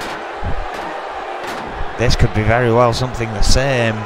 Oh my God, what power by the Doctor. Brad Morse just bench pressed into hell on the outside. Sweet Jesus, what a move, what a power move. Oh, look at the Reaper! Scary man, Jesus, speaking of scary men. Reverse suplex off the apron to Troy Webster. God. Who, I've got to think, after tonight may be a little bit more humbled when it comes to table matches. When has Troy Webster ever been humbled? Well, I thought the Dominator on the outside really could be a night at first here at Riot 10 1.0 when it all begins again. Was there a match more fitting than this? Oh! And the Reaper. What a lariat by the Reaper. He's been left alone with the opposing force in the ring and is still cleaning house. Well, what would Riot be without a few surprises, Erwin? Oh! These fans still on their feet. Oh, Zach Fuller though. Oh, what a bridge by Fuller from nowhere. The man who will not die is fighting back. Zach Fuller. Oh, has got back in the ring. Cheap shot to Fuller.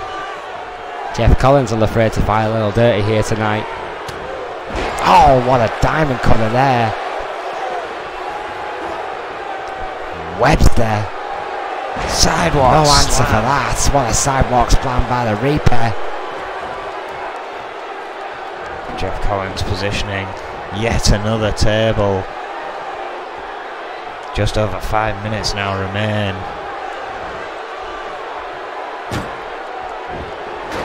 In this twisted concoction of a match. Fuller.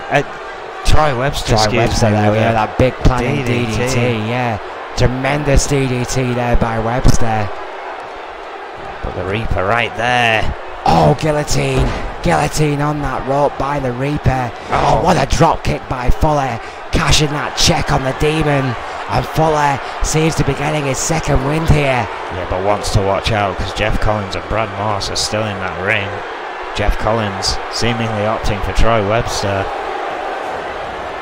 Brad Moore seemingly opting to set up that table, and that could be bad news. Oh, that corner German.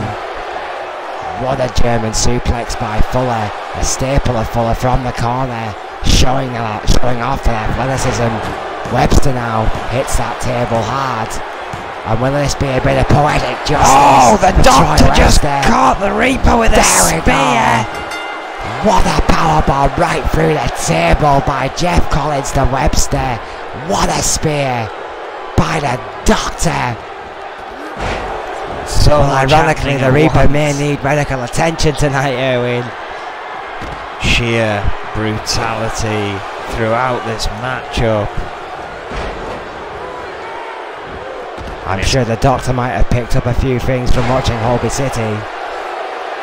Well, we have 4 minutes and 20 odd seconds remaining in this absolute carnage of a match. It's almost like Adrian Goldman said, you know what, I don't want to see that US title match, I want to see a bloodbath. Well, that's exactly what it's got. Fragments of tables everywhere, bodies of men everywhere. Brad Morse finally back to his feet, searching for more weaponry. Zach Fuller still trying to get back up. Troy Webster might be dead. For all we know, Jeff Collins, the Doctor and the Reaper still on their feet, still battling inside that win. Webster's up. Webster's up. What a dominator by the Reaper on the inside. 3 minutes 45 seconds remain. It looks like the Reaper's team have this one locked up, Erwin. It's just a matter of how much damage they can do. And another table in play here. And it will be quite a comeback now. Oh, Troy Webster quick to move out of the way. Oh, Zach Fuller though is going dangerously far away with Brad Morse here. Brad Morse and Fuller have decided to fight on the ramp, that steel ramp. Oh dear God, what a shot by Morse to Fuller on the steel. Oh. The Reaper on the inside hits a press to York. Oh, and sends Doctor through that table that Jeff Collins had prepared. That big flying elbow enough to rack up yet another point for the Demon of Fleet Street. Meanwhile, Webster and Fuller are finally getting back closer towards the ring after this furious assault on the outside. Brad Morse got the better of it. Rolls Fuller back into the inside. Carnage. Career-shortening matchup here tonight, Erwin. Yeah, most definitely. None of these men are going to come out of this the same. Oh! Big suplex there. Oh, crucifix by Collins, beautifully executed by the veteran trainer. Over the head crossbody by over the head fall away slam there by Morse. Oh, what a bulldog right through that table. Jeff Collins showing a new mean streak here tonight. The trainer sending a message, Erwin, he is nowhere near done. As an active performer, all those doubts well and truly been put to rest here tonight. Yeah, most definitely. You've got to wonder how he feels teaming with the Reaper. I mean, the same with Brad Morse. That's the man that took that championship away from him. Well, hey, it's a victory nonetheless, Erwin. Perhaps that's what he'll be focused on here. It will be the win. Like any real competitor, done a professional job here tonight. Perhaps you're right. Bit of old school here from the Reaper. Shades of the Dead Man. Oh, connects beautifully. Tremendous athleticism there by the Reaper. Well, we are slowly coming to the end of this carnage here in this matchup. Minute and a half remaining. One crazy matchup, Erwin. Really has. Again, it's thrown us off. Not what we were expecting. Big backdrop there by Collins. He was wanting to finish this one off strong by the looks of it. Going for Webster, who may never want to see a table again after tonight. All the poetic justice for that young man here tonight, I can tell you. Yeah, most definitely. Oh!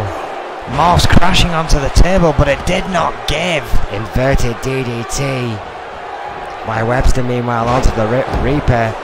Webster back on his feet, and Moss, after bouncing off the table off his. And Fuller and Doctor fighting over who gets to beat up the Reaper here. Well, that won't be a short queue, Erwin. Let's be honest, the Reaper has not made himself a lot of friends here in N.E.W. Oh, look at this, the Doctor showing strength! Oh, tremendous, tremendous slam there by the Doctor. Took his time and got all of that, my God. Webster now bringing in a table. Maybe too little too late for his team.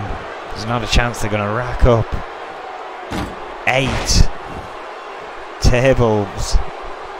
Well, I think that's a very big ask. I mean, never say never in N.E.W, but there is only 20 odd seconds remaining. And that would be quite a comeback, there's no doubt about it, but oh, what a headbutt from Jeff Collins. I just can't see it happening here tonight. Oh. Well, 10 seconds remain. Uranagi. Big Uranagi by the Reaper. Certain victory awaits. Well, the Demon and Associates sending a message here tonight. Another Dominator just for good measure. And what a victory here tonight. And again, for Jeff Collins, the Reaper. And Brad Moss. There you see him there. We were expecting this to be something else, but again, there will be an explanation for it on Mayhem. Well, controversy. So say Adrian Goldman. Controversy reigns supreme here tonight, but the Reaper was victorious, and Brad Moss and Jeff Collins went along for the ride tonight. What influence does that man have over the N.E.W locker room? It's a very good question. And well, we'll move on into a very highly anticipated match here. The tag team title match. And we're going to take a quick look back at how this came to be on Brawl.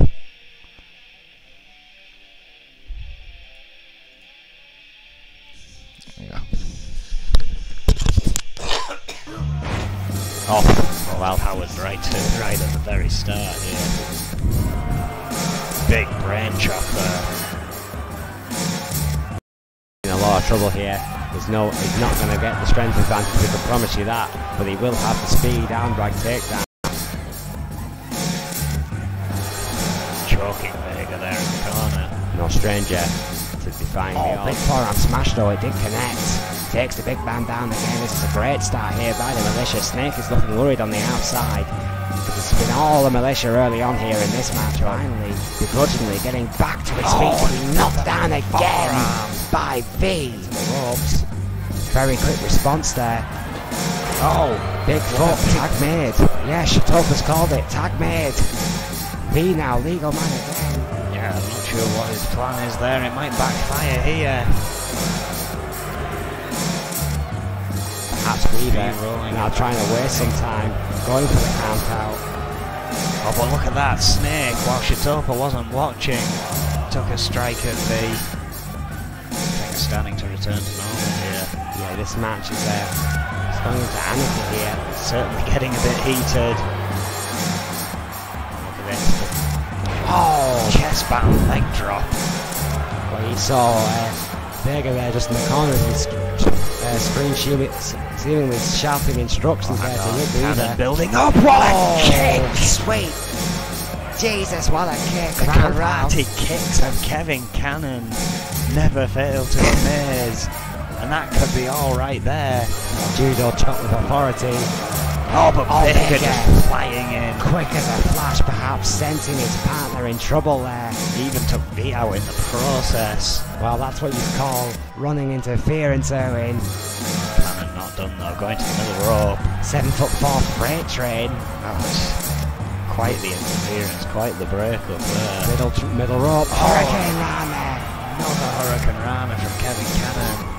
I think Rick Weaver went to roll out there, stopped with a stomp. Finally gets out the ring off. Right back in. Tried to sort Kevin Cannon. Wasn't enough. Fought against it, but Kevin Cannon overpowering Rick Weaver there. Top rope. Tree of War. Be looking for a receipt from Vega before he does.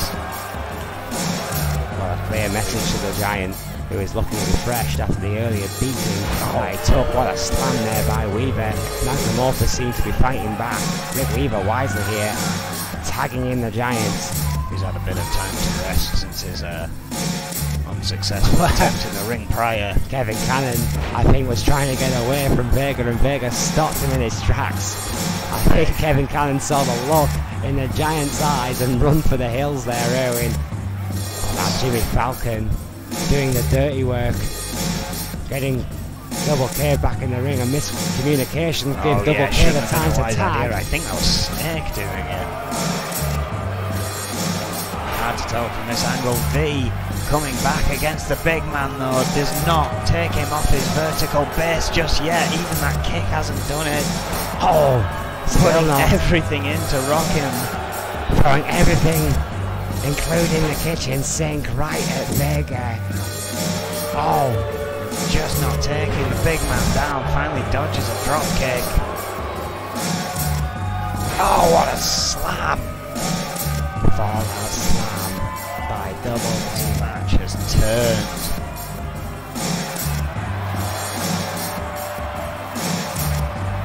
Having a bit of a powwow on the outside, it seems. Yeah, always consulting, always plotting. Magnum Opus, a plan for every occasion that have been taken to the limit here by a fired up militia. Cheap shot there by Rick Weaver. Going after them, but on his own. On the ring apron. Here. Oh dear Lord! What a drop kick from the ring apron right to the chest of Kevin Cannon. V's back up, now they're doing battle on the outside. Count of 3 here. Magic Topa doing his job, but you have to believe a double count out would favour Magnum Opus. Count of 5. Still on the outside of the ring here. Rick Weaver in no rush, it seems, to get back into the ring.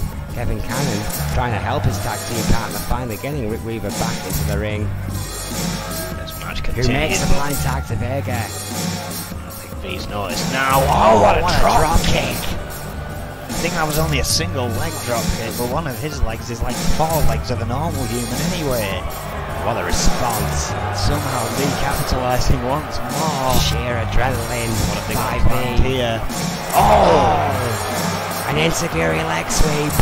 Took the big man down. No sign of Weaver, there he is. 2, not enough. There. Too late, the militia get their title shot at Riot 10.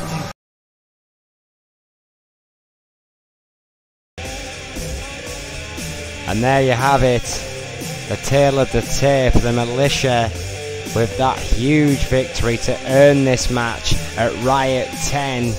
And already tonight, their leader, their manager Snake, in a shock matchup that lost him the EFW World Heavyweight Championship. Will a bad night continue for the tag team champions Magnum Opus? Well, even going into Riot 10, this was probably the rockiest Magnum Opus I've ever seemed holding that title, thanks to these guys. It's just become a whole lot rockier with their boss losing his championship.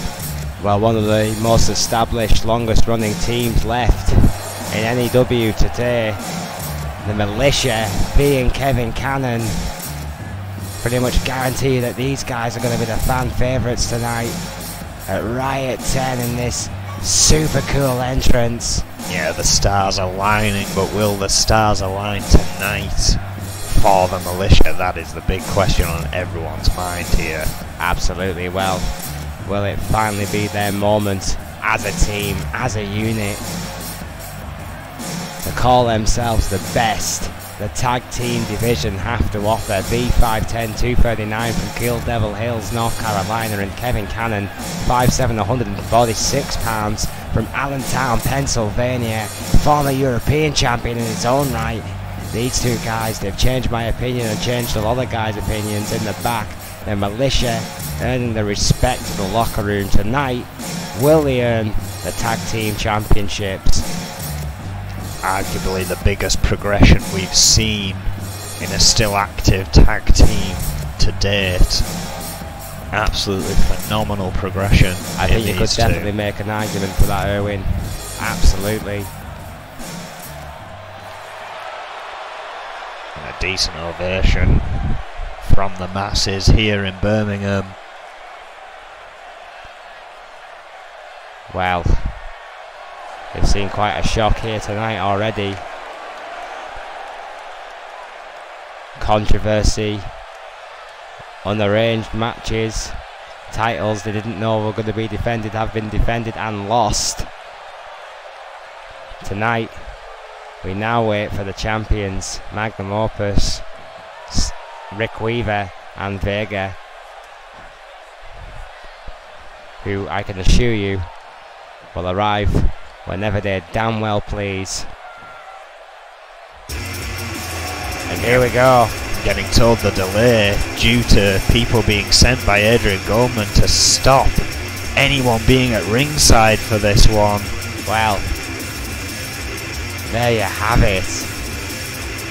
Rick Weaver and Vega truly are alone, and here they are, the N.E.W. Tag Team Champions. Rick Weaver 5'10", 245 pounds from New York, New York, and Vega 7'4", 640 pounds from every man's nightmare. What an impressive team these two men have become, Erwin. No one can say that this run has been lucky. They are an incredibly impressive tag team. Tell us the stats, Erwin. You know you want to. Wow.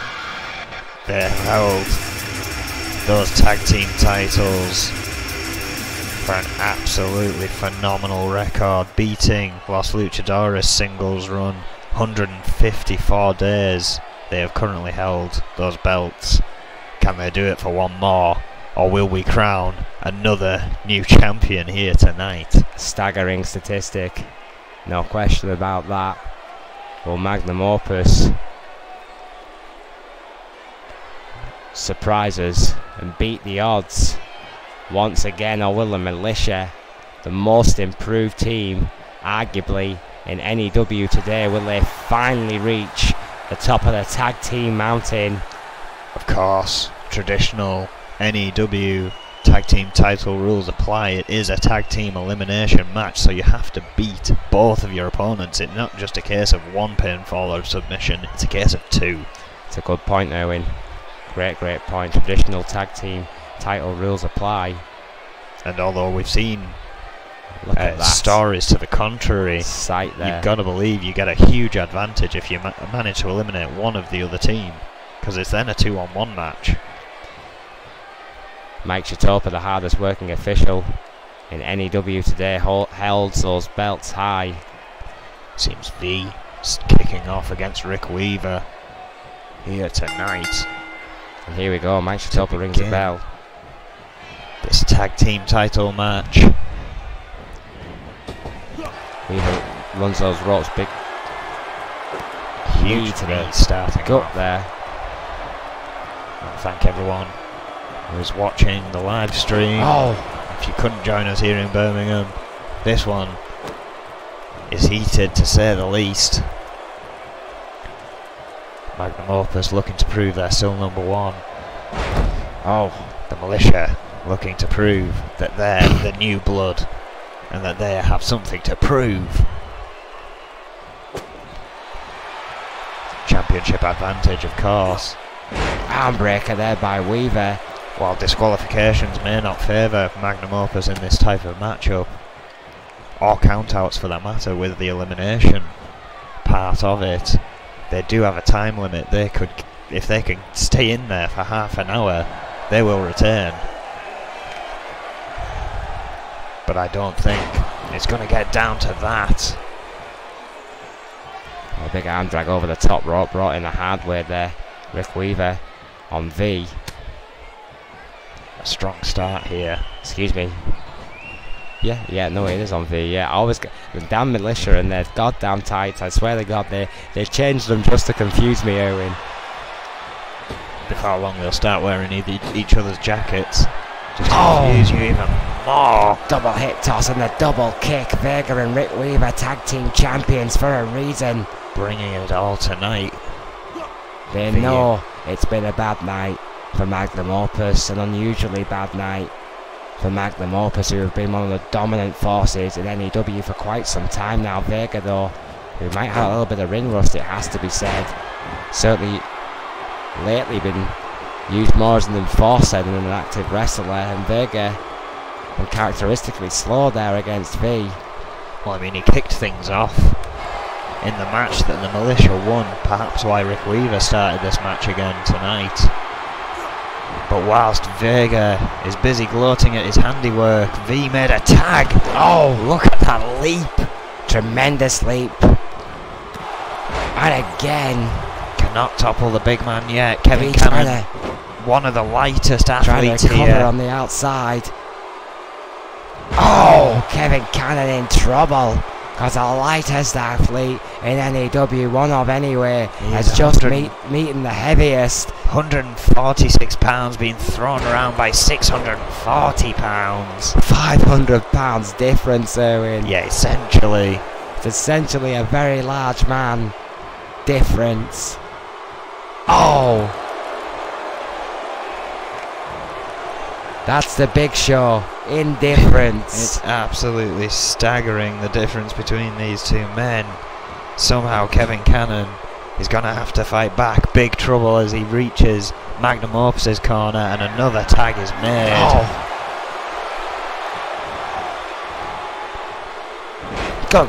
Good crucifix there, and this favours the militia now. Rick Weaver, much more normal size, but with respect, than his tag team partner. But what a hot streak that Rick Weaver's been on if you take away their last tag team encounter. Recovers pretty quickly. And there's about 4 Kevin Cannons in Vega. Snap suplex. Just to carry on with that analogy. Too close to the rope. Foot under the rope there, causing the rope break. Absolutely, but yeah, that's a very good point there. When I mean, how much damage has already been done by the giant Vega, and if Magnum Opus can get an elimination here, then you have to believe that would favour the champions. Most definitely, in a series of Atomic quick tags. Bulldog kick to the spine. My God, what a vicious double team by Weaver and Vega.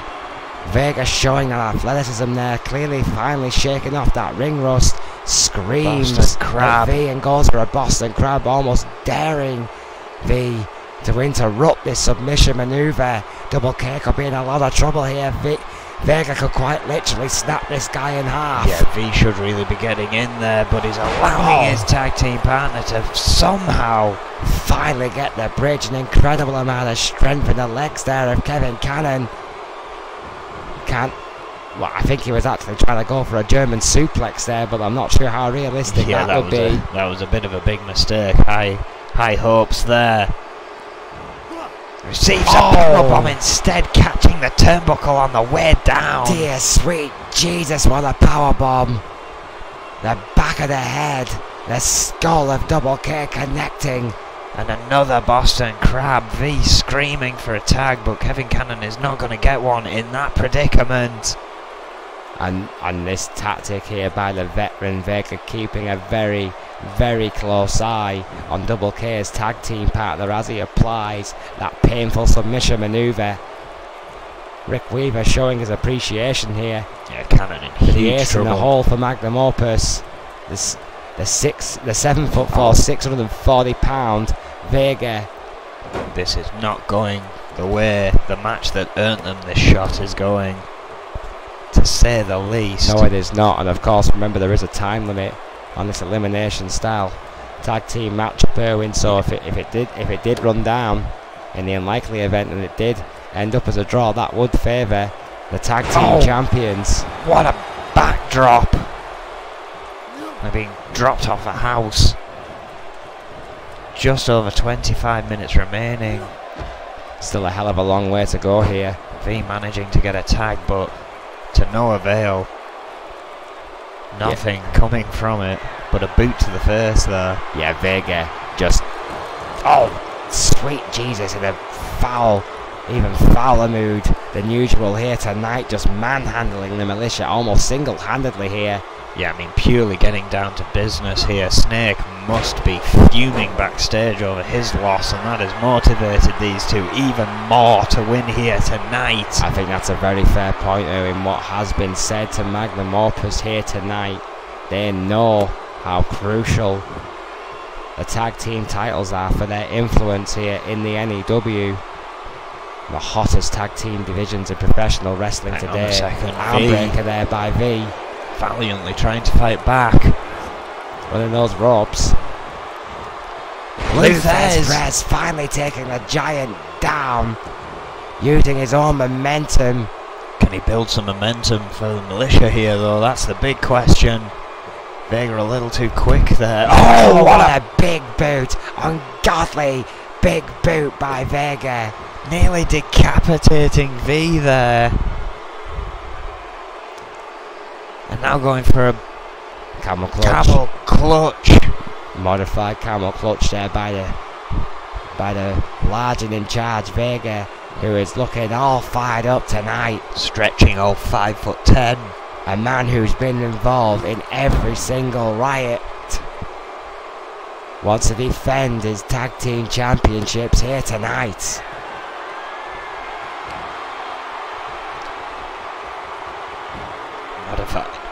Modified GBH neck wrench there. Almost like a shoulder claw. Yeah, the modified patented GBH neck wrench there. Copyrighted. Oh, wait a minute. Oh! What a spine buster. Yeah, just dropping V to the mat. Take that, V. Militia.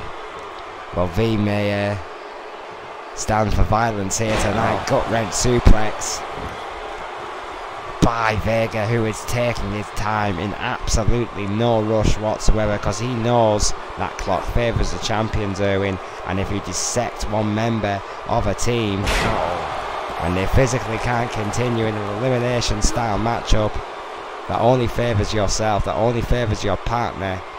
And frankly, right now, Double K and V look like they are all in here tonight.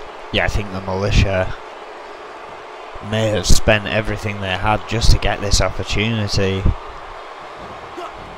Oh, hang on though. V once again fighting back against the Giant.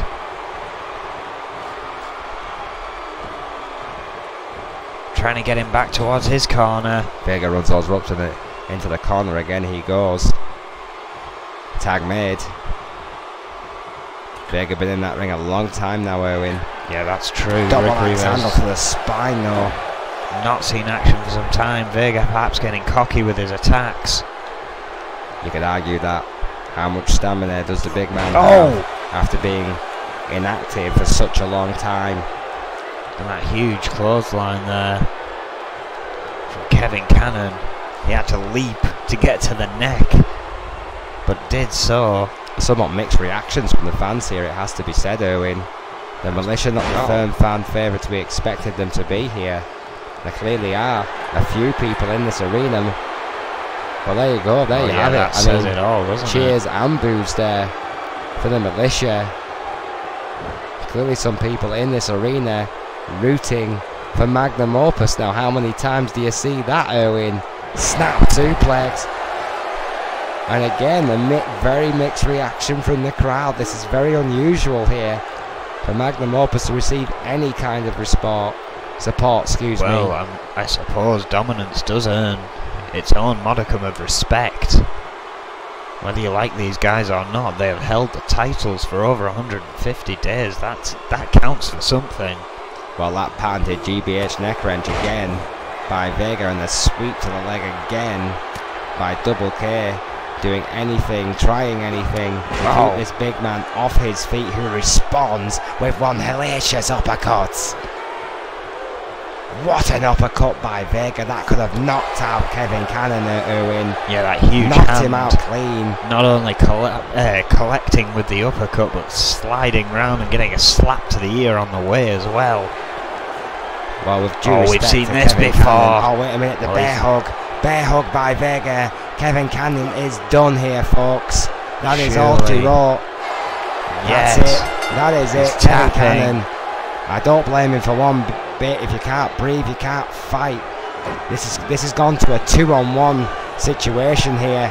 Vega and Rick Weaver now against V, who is on his own. Double K has been eliminated. Yeah, huge advantage in the hands of Magnum Opus here, and I think they're about to seal the deal. Tag to Weaver, who's now looking very, very confident indeed, and the boos have increased tenfold here for Magnum Opus. Oh! We've seen that before. The best of both worlds. And I think we have a defense of our tag team championships successfully defended.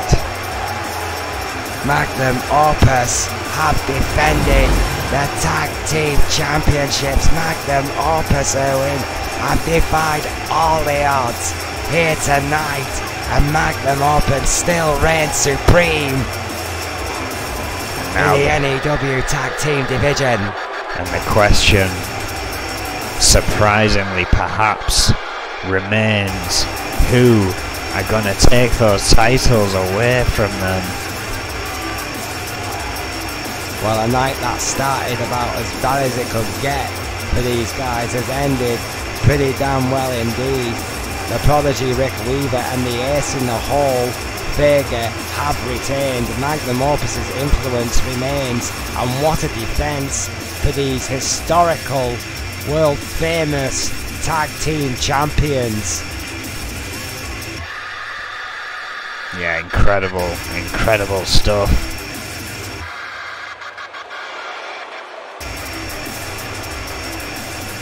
Well, coming up, a last man standing. The Intercontinental Championship is on the line. The Legend, arguably facing his toughest competitor to date, and of course that is not taking his previous opponents lightly, but the Gangster has been on one hell of a run toward that belt, even defeating the champion for the shot, as is tradition in N.E.W. Absolutely, and coming up next, the Gangster and Cowboy Roy will go one-on-one for that Intercontinental Championship. Last man standing. The Gangster has earned this opportunity, shocked the world perhaps, in the manner in which he beat the icon Cowboy Roy. But it's Riot, the grand stage, and the Cowboy, well, this ain't his first rodeo. That's a damn sure. No, and it's going to be one hell of a minute. It's Yuri. The hell is Yuri doing here? Well, in his last match against Franco, he was victorious. The Russian Bear has arrived. His Doesn't. obsession with his former tag team partner continues. Doesn't even have a match here tonight. Yuri was not scheduled to be here, is interfering in what should be a great matchup. Let's hear what he has to say.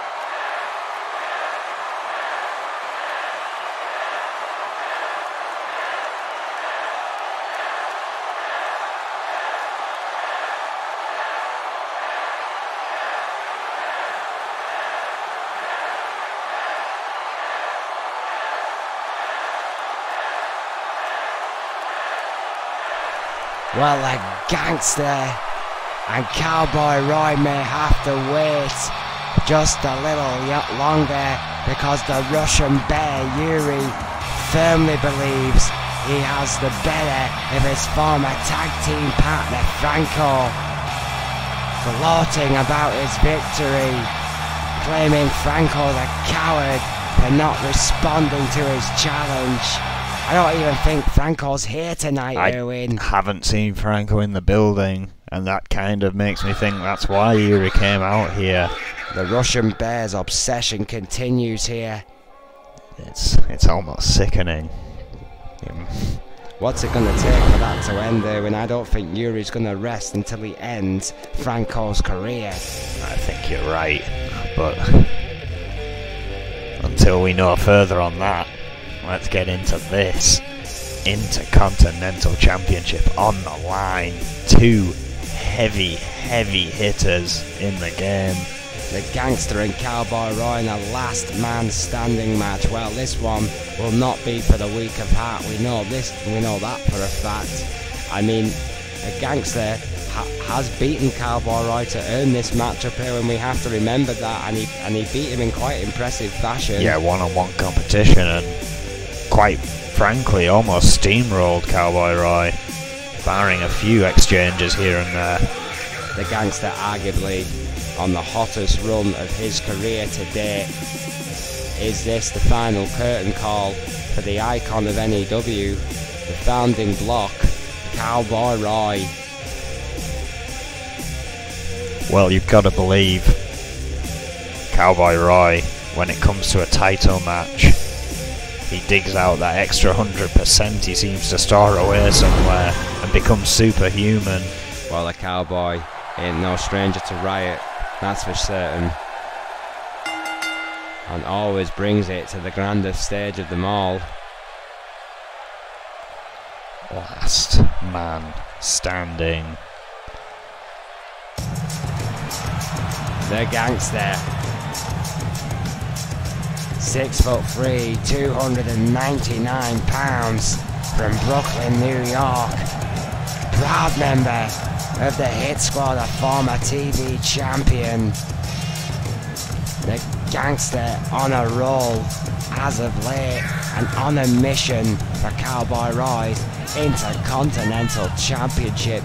You have to remember, Erwin, that he's actually had to surpass his own tag team partner to get this title shot. Both members of the Hit Squad originally in the Intercontinental title rankings. And now Tyler York found himself in that UK title match. Unsuccessful here tonight. The Gangster, you've got to wonder how much that's playing on his mind. I mean, of course, they're very good friends. Absolutely, and then well, you have to ask yourself what happens, Erwin, if one member of that team loses the title shot like York, and now this. Oh well. What can that do to the mindset of the Gangster? That friend, that friendship. It's a very good maybe question. Broke by a championship that will not come easy. The Lone Rider, the Sheriff, the last man standing, Cowboy Roy, 6'2", 250 pounds, from Dallas, Texas, a two-time iconic Intercontinental champion. And over those two reigns, he has amassed 244 days so far. The epitome of the workhorse champion, Cowboy Roy, a founding block of N.E.W, no question about that, a surefire first ballot Hall of Famer. And as I've said, he's going to put everything he's got into this match to try and retain. But again, the Gangster, possibly the most focused on the belt alone, not the person holding it. I mean, we've seen people take on Cowboy Roy on a very personal level. I don't think there's anything personal about this. I think it is all purely about the honour of getting to wear that belt. Yeah, I think this is a competitive but respectful rivalry between two men who I think have earned each other's respect, Erwin. But with that I expect a competitive but fair match here. Well, yeah, I mean, between the Gangster and the Cowboy. It will be no disqualifications with it being last man standing. And both men may play that to their advantage. And both men, I think it's fair to say, Owen, are no stranger to a steel chair or two. Challenger preparing. This could be his toughest match to date. Oh yes. A dance against the Cowboy is never an easy one. But yeah, arguably the similar difficulty that Cowboy Roy could face here against, again, a man who near steamrolled him in their last face-off. Of course, this doesn't matter about pinfalls and submissions, though. This is all about which one can stay on their feet while the other one falls to 10. Absolutely, this one is essentially about Owen, which one can outlast the other. An Intercontinental Championship on the line. Mike Shatopa there with that much coveted Intercontinental Championship, which interestingly enough does have a huge history of Iron Man and Last Man Standing matches in its defence. Oh, corkscrew takedown there by the Gangster. Starting off strong here, but Cowboy quick to his feet. Yeah, the Cowboy knows that the Gangster may have the speed advantage in this one, Erwin. Oh yeah, after what he saw from him last time. Big guillotine there by the Gangster, an awed silence by these fans almost, who know the brutality that they're likely to see here tonight. The Cowboy with a quick word to himself regroups and then goes back to the attack. A firm European uppercut after a strong left hand from the southpaw. The Gangster responds, runs the ropes, hard lariat by the Gangster, takes the Cowboy down. Yeah, I think flurry of offense from both men. This stunned silence is almost a shock of someone being able to take the Cowboy through his paces like this so easily. It's like a car crash, Erwin. You don't want to look at it, but you can't look away. You've got a lot of respect for Cowboy Roy, I think, from all of the N.E.W. faithful. DDT. Yeah, but you've got to believe that Roy's going to pull something big out of it. Well, a fighter can grow old in one fight, Erwin. You know that better than most. Oh! Well, there's still fighting the old dog yet. But again. A kick to the back by the Gangster, showing a little bit of arrogance there against the Cowboy. Let's hope this doesn't get too heated. Oh, wait a minute. Yeah, the Cowboy taking him down, not happy with that show of disrespect there by the Gangster. A kick to the spine. May have been all it needed to turn the lethality of Cowboy Roy on here. Oh, absolutely, the Cowboy. Oh, what a headbutt. Nothing fancy about that. Skull to skull. Middle rope. High risk here. Potentially high impact. Will it connect? Cowboy kicks him out the way. Big double axe handle from that middle rope. Again, nothing fancy about it, folks. But this is what the Cowboy has done. This is how he's built this guy's career.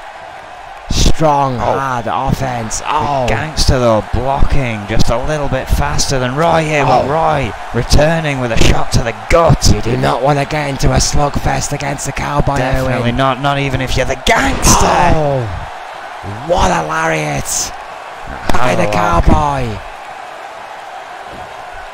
The champion back in control and another headbutt, Erwin. Another shot to the head of the Gangster. The Cowboy clearly has a tactic here, and we know how hard that guy's head is. And I think that was one mud hole being stomped, but the Gangster coming back Fireman's carry. Great counter there by the gangster, going for that patented GBH neck wrench. Bit of a mind games there to the cowboy, reminding him of his oldest enemy there. Not seen GBH for a while. A long time now. Well, not since he lost finally and definitively to Cowboy Roy, I believe. And now the gangster returning, the mud hole stomping. Stomping that mud hole to the cowboy headlock to continue the attack. This is a good tactic here by the gangster. Yeah, the youngster here knows just keeping the cowboy on the mat is going to increase his chances tenfold in this one.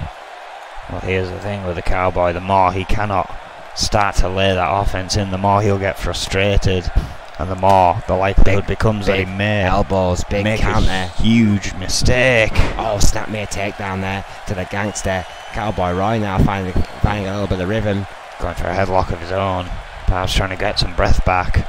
Well, all due respect to the cowboy, I don't think he wants to get into a wrestling match against the gangster. Oh.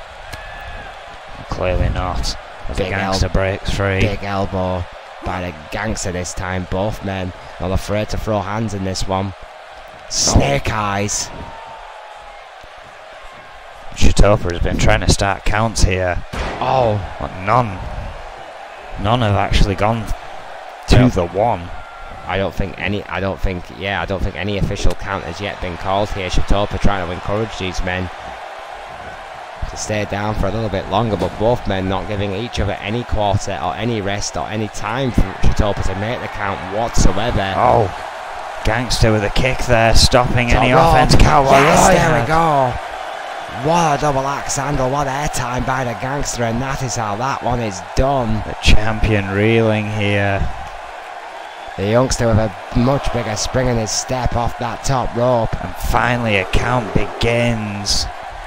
The champion is down. We've seen Cowboy Roy utilise this count before to his own advantage, though, and it is possible that the Lone Ranger's playing possum here. Mike Chitopa with that count. 6, 7. The count is the cowboy starts to answer the count. The gangster was there. A kick to the back of the head, and he allows the count to continue again. Yeah, not giving any distance, knows. And Cowboy Roy could capitalise on that. While referee discretion there, when Mike Chitopa has not made the gangster go back to the corner, that is his own decision. He'll play it tough but fair, will Mike. So you can assume 7. Count of 8. Gangster getting up. Well, an extra second on the floor there for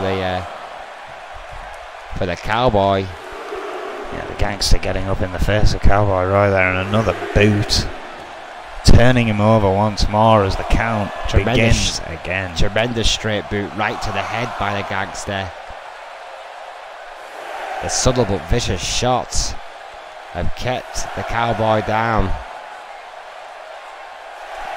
Answers to the count of 8, but again, third high count for the cowboy in very quick succession. This is surely good news. Oh wait, Spine Buster! Spine Buster! Well, one high impact move, that might be all he needs. Yeah, you're right there, that could very well be all the gangster needed to become the new Intercontinental Champion. This would be Irwin in such a manner, in such a dominant fashion. Such little offense from Cowboy Roy. Not what we're used to seeing at all. If the Cowboy's playing possum, it hasn't worked. A count of 8 and he's up again. To his feet. A club. Surely not. Inverted DDT. Using the elbow on the way down. The Cowboy somehow, somewhere, is fighting back. The gangster back to his feet. Oh, what a lariat. And again.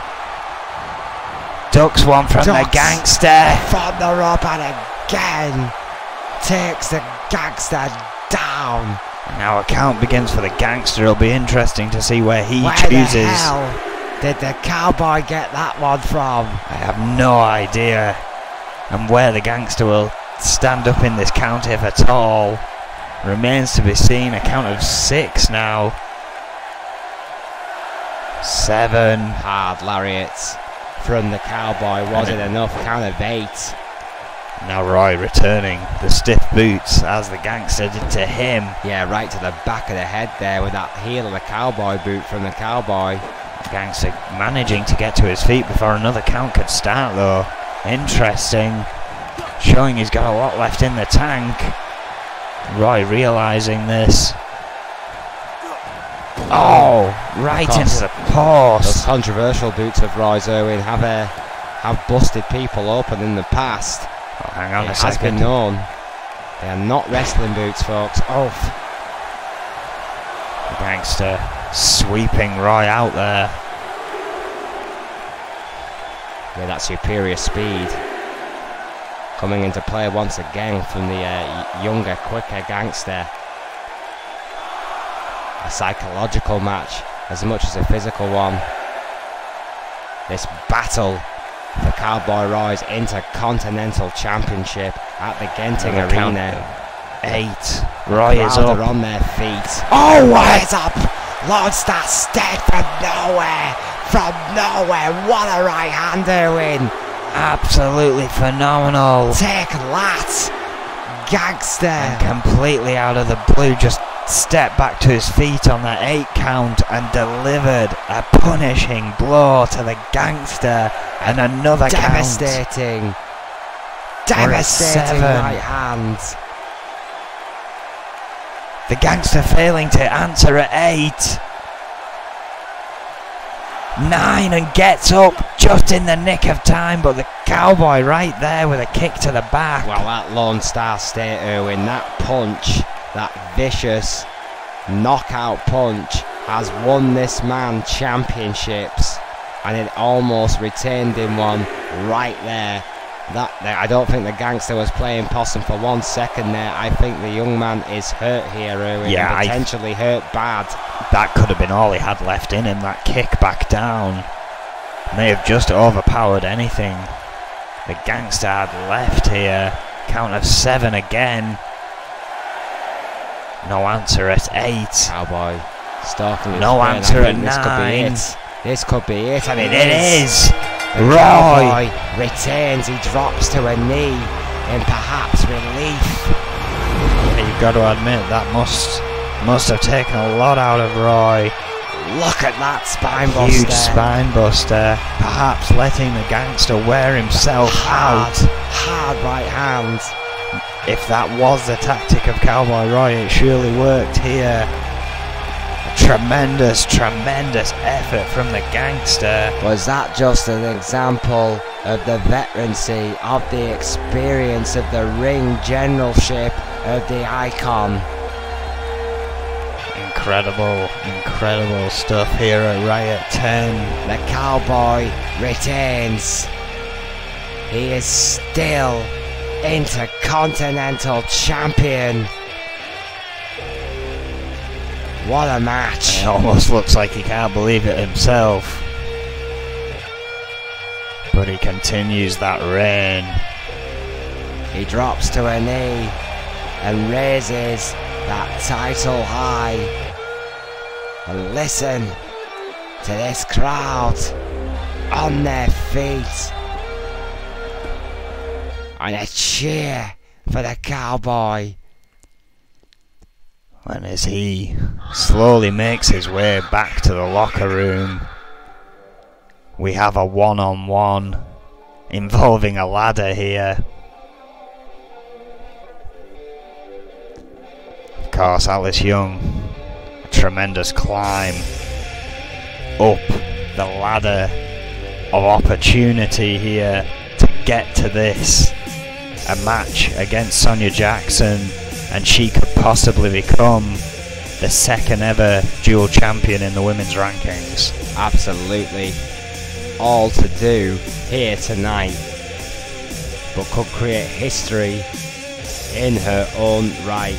Alice Young, one of the most decorated women in that locker room, 2-time women's champion in her own right. Of course, currently one half of the women's tag team champions with Truth Force, looking to add her name to a very exclusive list here to become the second woman ever to become a dual champion in N.E.W history. The first, of course, being the Fox. Psycho Sonia, a 3-time women's champion, stands in her way.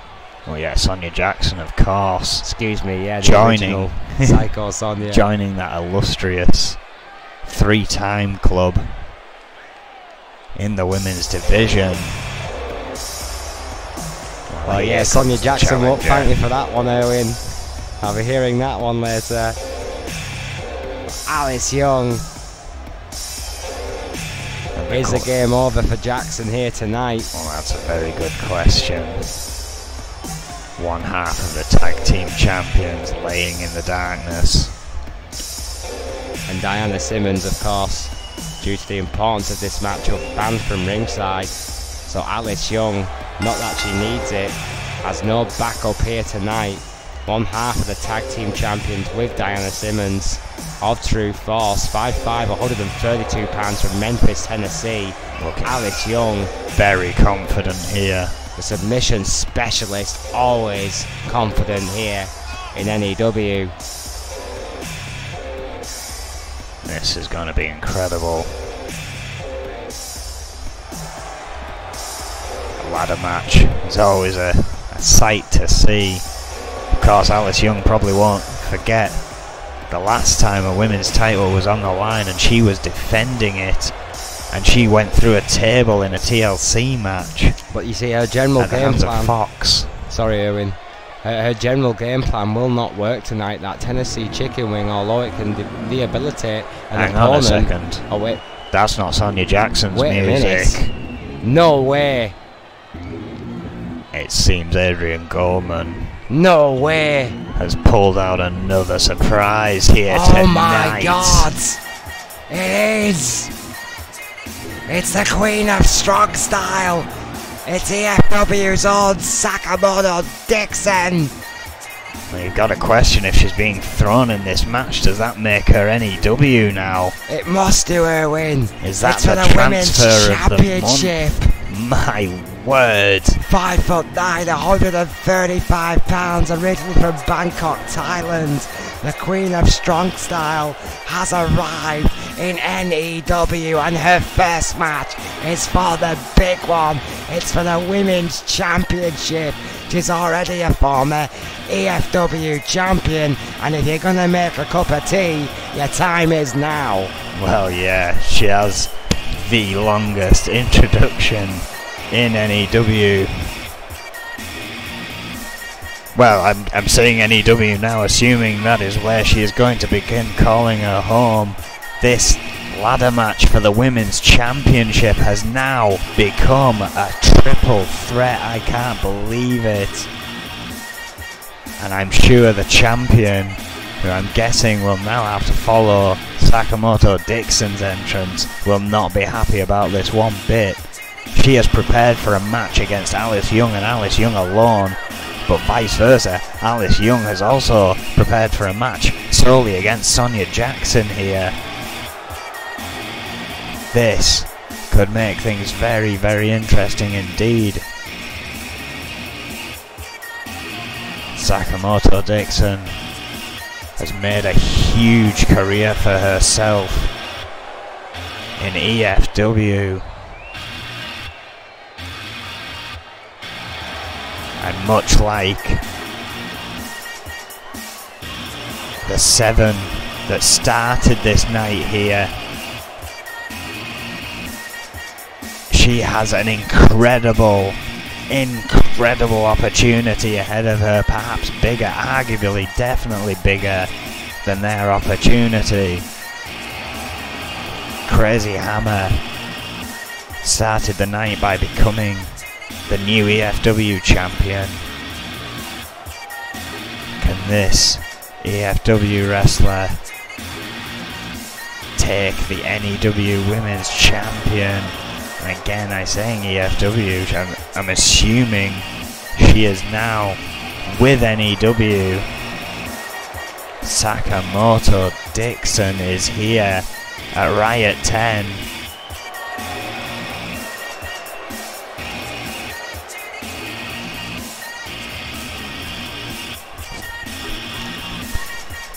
Sakamoto Dixon doing her final stretches on her way to the ring.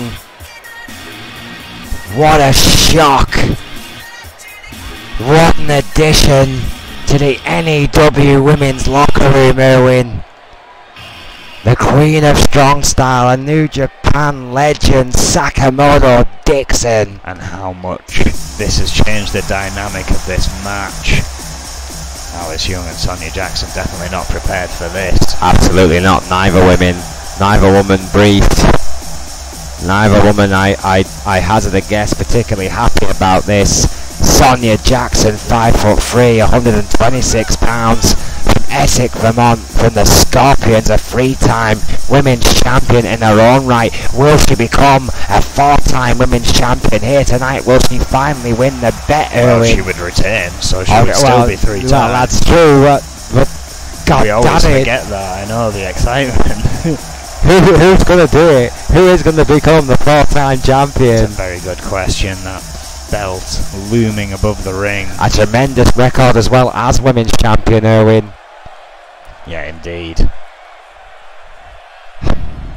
Women's title on the line. It'll be a hell of a match.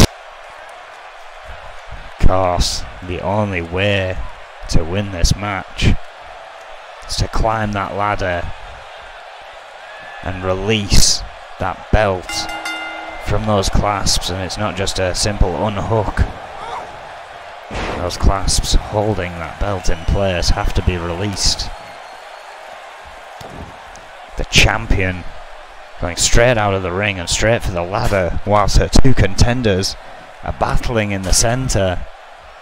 Perhaps trying to utilise it as a distraction. Sakamoto Dixon there. The sit-out powerbomb.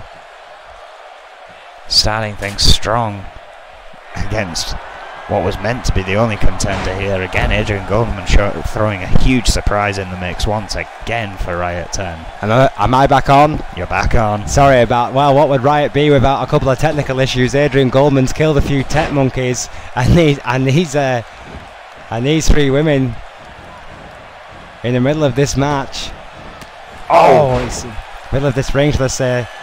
I've been absolutely thrown a curveball here with the arrival of Sakamoto Dixon, who's making quick work there of Young. Yeah, keeps going back to Young.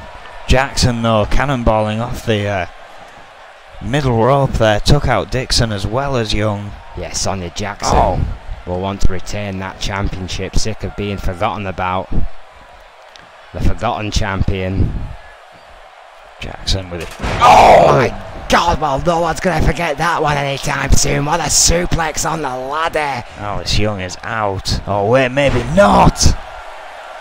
Sweeps the leg.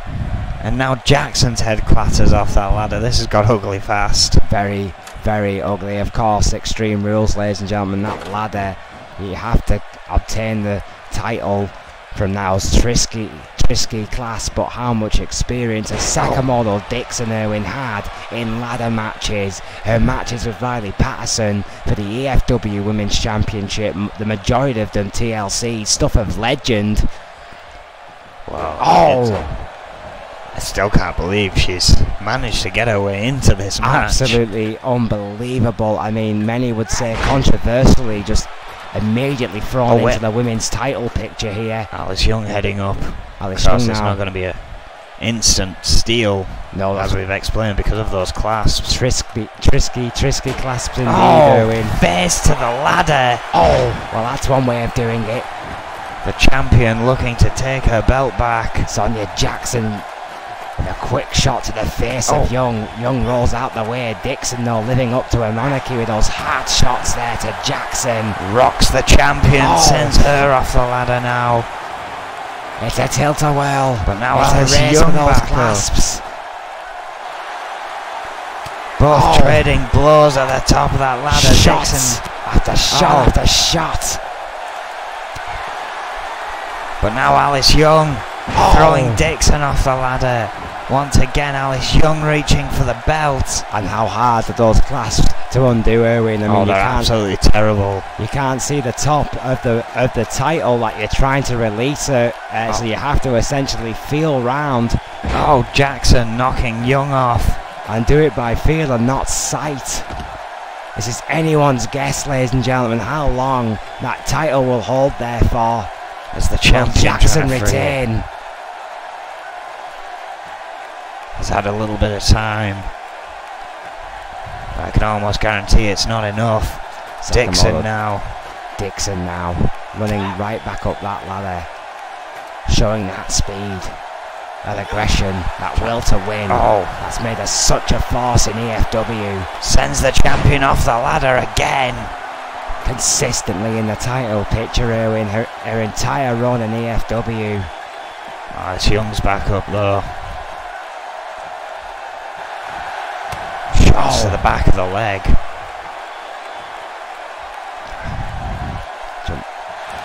Hard shots by the member of True Force, trying to chop down Dixon.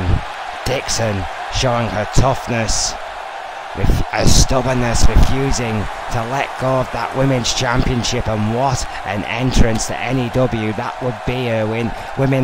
Winning the women's championship. Oh, what a powerbomb by Young. Well, that might put that chance right out of the picture. God Lord, what a shot that was. And Young, snake eyes, right to the champion, who is reeling.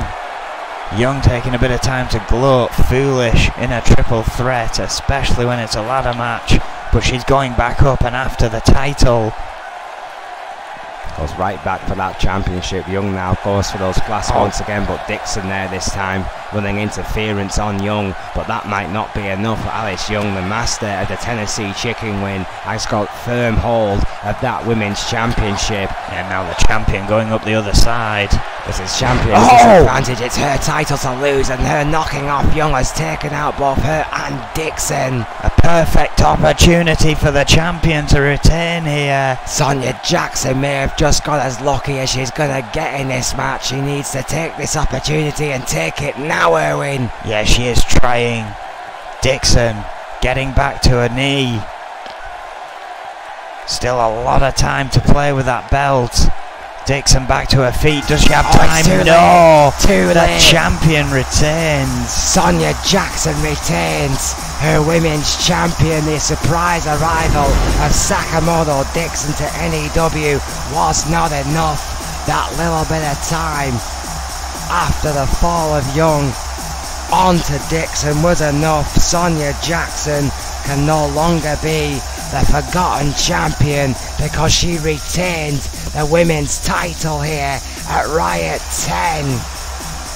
What a victory for the Scorpions and Sonia Jackson, Owen. Yeah, and even against a surprise appearance, she remains women's champion. And well, the rest of the show is yours to commentate, because I've got to go beat the hell out of Chris Jones. Good luck. Be safe.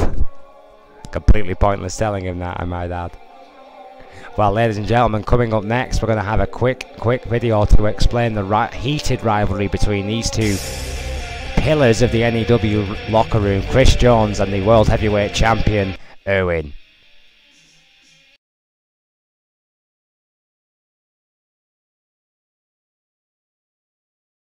The most powerful and feared man in the business. The most powerful and feared man in the business.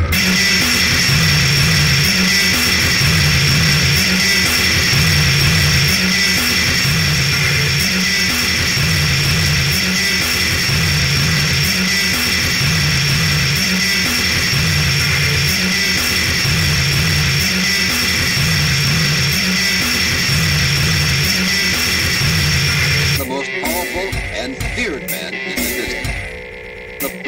The most powerful and feared man in the business.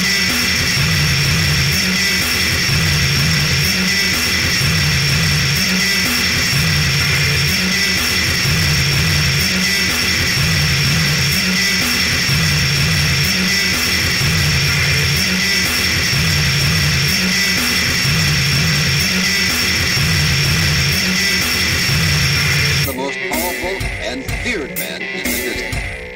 The most powerful and feared man in the business.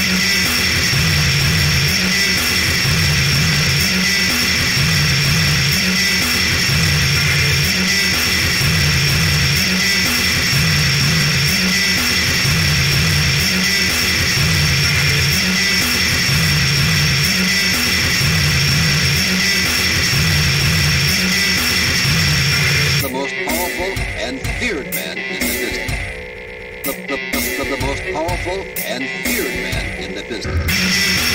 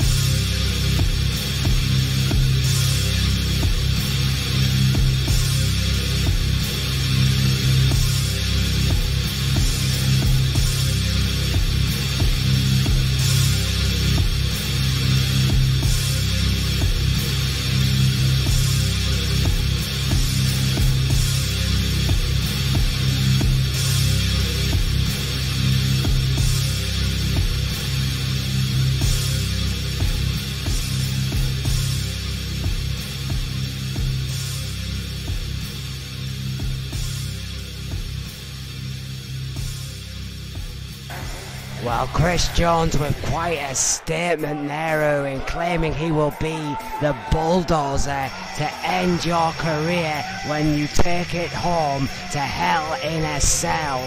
Your response, sir? Not a fucking chance. Well, I mean, it's quite a response. again, like, the arrogance of that guy. He forgets what happens to people when they go one-on-one with me in a hell in a cell. Well, It yes, may not even contain the match. I mean, he wants a career-ending match. He's on.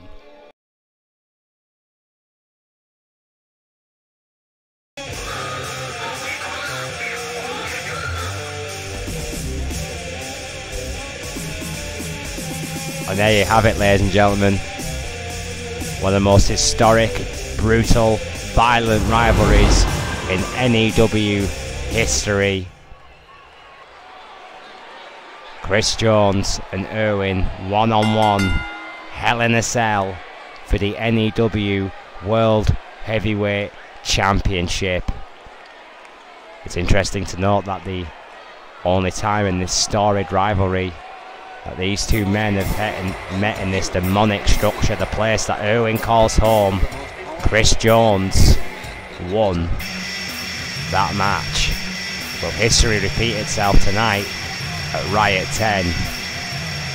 Chris Jones, 5'10", 150 pounds, from Shenning, Wyoming, a former TV champion, a former cruiserweight champion, a former tag team champion with the Authority, and of course a three-time N.E.W. World Heavyweight Champion. A staggering 101 days, ladies and gentlemen, his longest single title reign as Cruiserweight Champion, and 65 days with the big one overall as N.E.W. World Heavyweight Champion over those 3 reigns. Arguably could have done better with the World Championship, but will become a 4-time N.E.W. champion if he wins tonight. He would equal Irwin's record of 4 world title wins.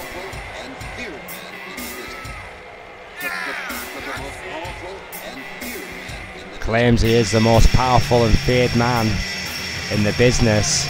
Tonight he gets to prove it against a champion. These two men know each other so very well. And both these men will not want to lose face, I guarantee you that. It will not be for the faint at heart. It will not be pretty, and there will be blood. Spoiler alert.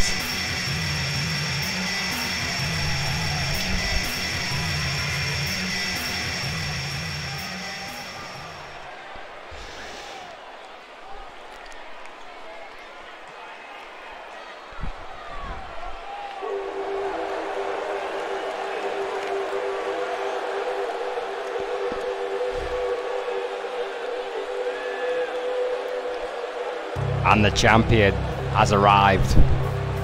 5'9", 130 pounds. Believe it or not, that's what he wears to commentate.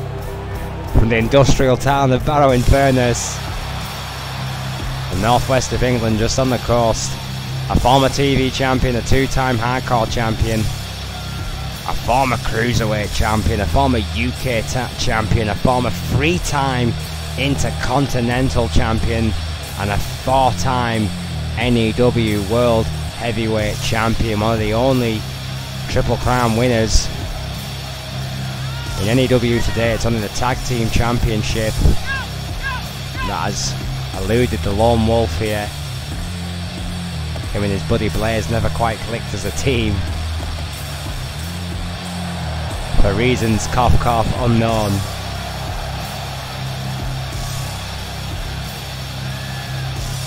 What a champion. I know he'd like to wrestle a lot more than he does nowadays. And that World Championship has guaranteed him a mainstay spot here at Riot 10.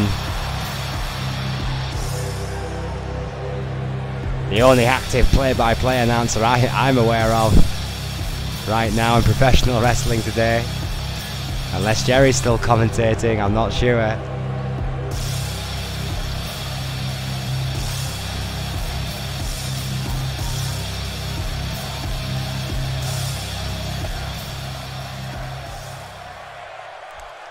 Here we go. Put the women and children to bed. As good old JR would say, this one's going to get uglier before it's done, I can promise you. What a match this should be. The fans already on their feet, already expecting something special.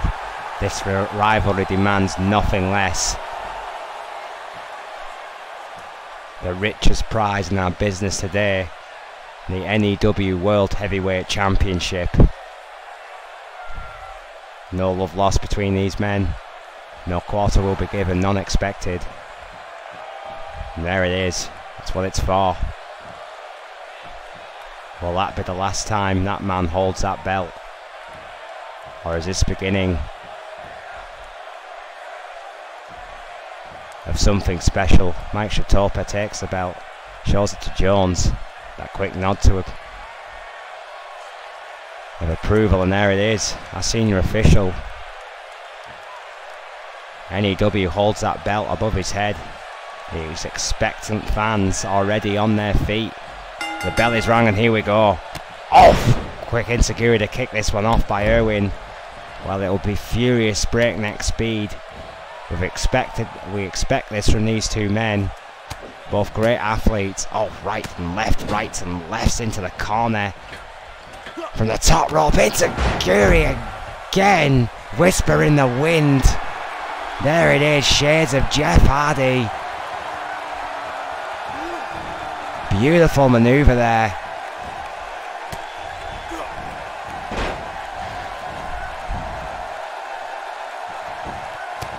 Hard shots by Jones, so good response by the challenger. Nothing fancy about that, trying to keep the champion on the mat. It's a wise tactic, trying to eliminate that aerial attack of the champion. Runs the ropes, misses with the lariat though. Chris Jones manages to stop himself, didn't miss the second time. Over the top rope goes Jones. Springboard. Oh God, corkscrew body splash. My God. It's already got to the outside. It was inevitable. Chaos has ensued.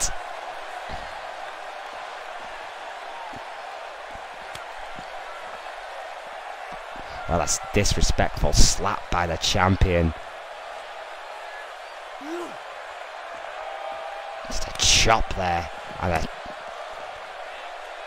shot to the gut. Just those rights and lefts. Just alienating almost Chris Jones in that corner. Oh God, a straight left hand. That'll do it. Taking Jones down, and predictably we've gone for the weaponry. Oh, misses I think that time. Jones rolls out the way.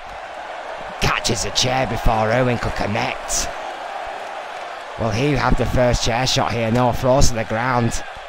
Perhaps unwisely here, goes for a shot to the back of the head. The champion fires back with a few rights of his own, and now both men rights and lefts against the cage. Jostling for position here.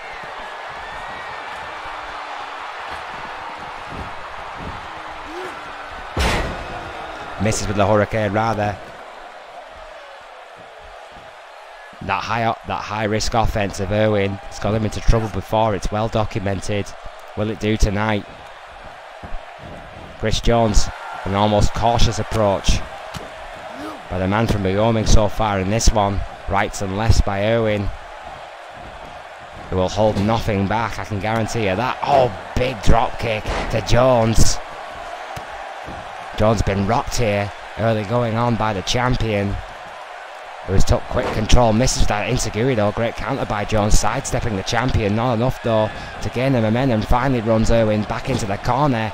Needs this to connect. Stops, changes his mind though. Went for the right hand. Irwin had that well scouted. Fires back with a left of his own. And again. And again. It's become a slugfest. Stiff forearm. Kick to the gut. Oh, and a drop kick right to the face of Jones. These fans appreciating that.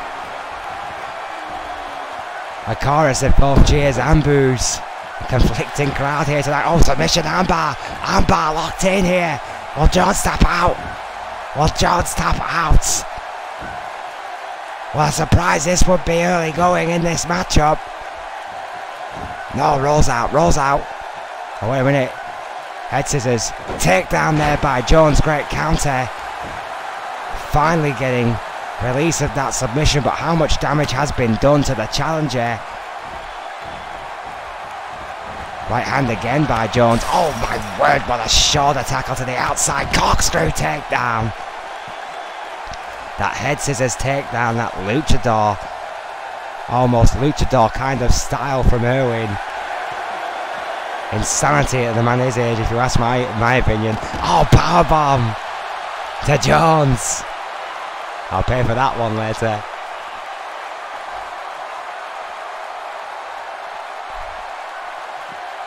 Big drop kick right into the steel. Mercifully, of course, the arena almost too small for these two men to escape out of that hellish structure. And there is nowhere to go, ladies and gentlemen, but into the steel. Rights and lefts from both men. The head planning of Jones into the steel mesh. Oh, what a backdrop on the outside. That wafer thin mat brought into play here. Irwin, however, feeling the effects of this offense, struggling to gain his breath. It's been all Irwin so far though. Jones has had no response to the champion. Trying to fight back here, trying to get Irwin out of that corner. Perhaps tripping over his own feet there.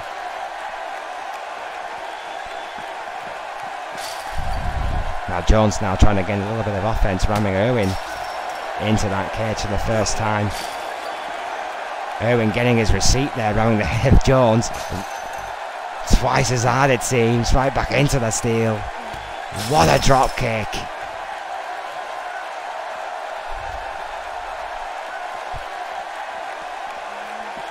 Oh. And a slab, scoop slab. Again, it took a lot out of the champion in that mantra-like position.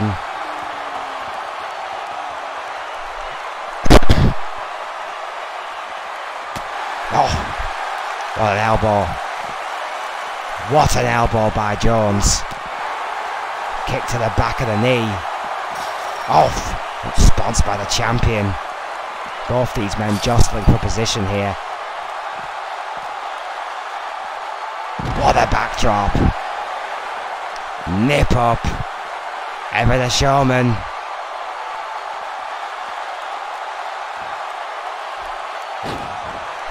Oh no, no, no. Big bad mid-salt. My gods.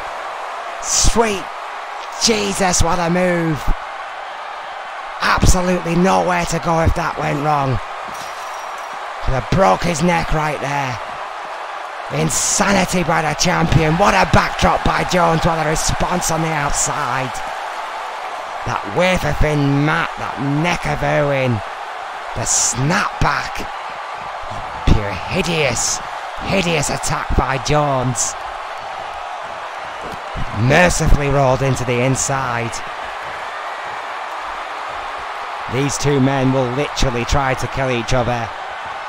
I mean literally. Big elbow missing Owen there. We don't call it high risk for nothing.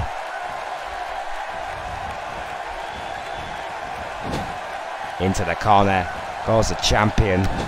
Jones now, after that backdrop on the outside, may have just changed momentum in this matchup there. Hard lariat to the champion.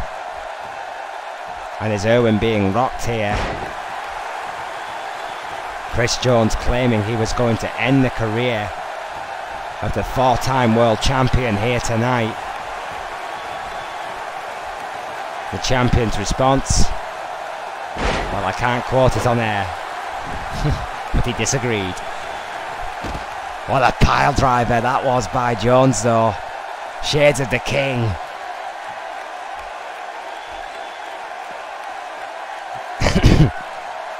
That's how proper announcers do it. Oh, there we go. Roll back in. Going for a pin here. Surely not. 1, 2. No! 2.9. I thought that pile driver was enough. But the champion just managed to get his shoulder up. What a nip up by Irwin. That adrenaline. Big clothesline. And again, he's fighting back. It's a champion. Oh, what a leg sweep. An orthodox offense. But it all works. Tonight, all the shots are connecting. The stars have aligned, it seemed, for the champion. What a lariat.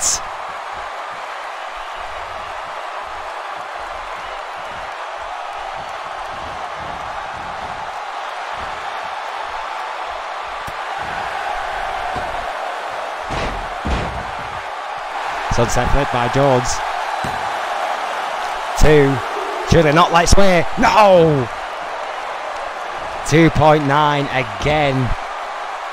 A whisper away from losing to his mortal enemy Owen. In sheer desperation, rolls to the outside. Chris Jones on the attack on the apron. Oh, not quick enough. Champion sweeps at the feet, goes back to that steel. Oh, Jesus, it was only a matter of... Oh, God, what a... And again, 3 shots. 4 with that steel chair. Extreme Rules. Plenty of things to hurt each other with.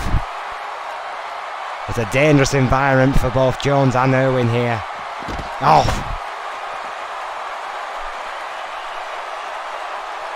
That shoulder barge.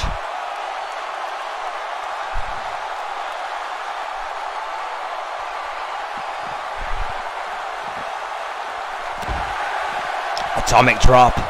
Good old-fashioned atomic drop there to Jones. Irwin now taking his time, choosing the pace. It's a good tactic from the champion. Has enough strength to lift those heavy steel steps. It's at least 30 pounds of steel there. Right into the spine of Jones.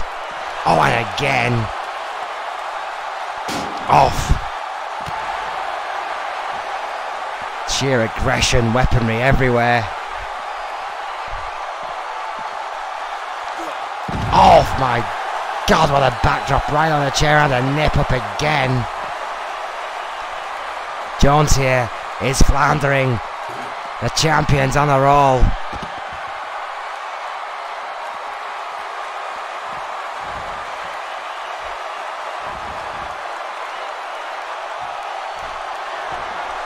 Top rope, high risk, don't need to do this. Oh, what an elbow.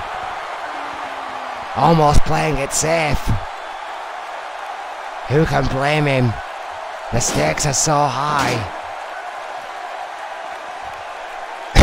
No space, no room to manoeuvre. Club to the back by Jones. Vantley trying to fight back. What a left hand by Irwin. Takes down Jones. Off. Drop kick to the spine. These fans sound their appreciation. The brutality of this match. Oh.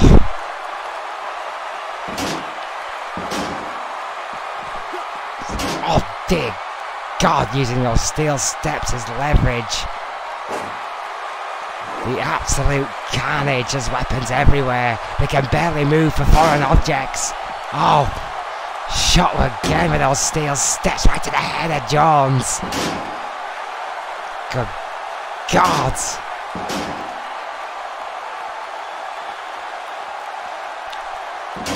Well, this one hasn't gotten personal. This one was already personal.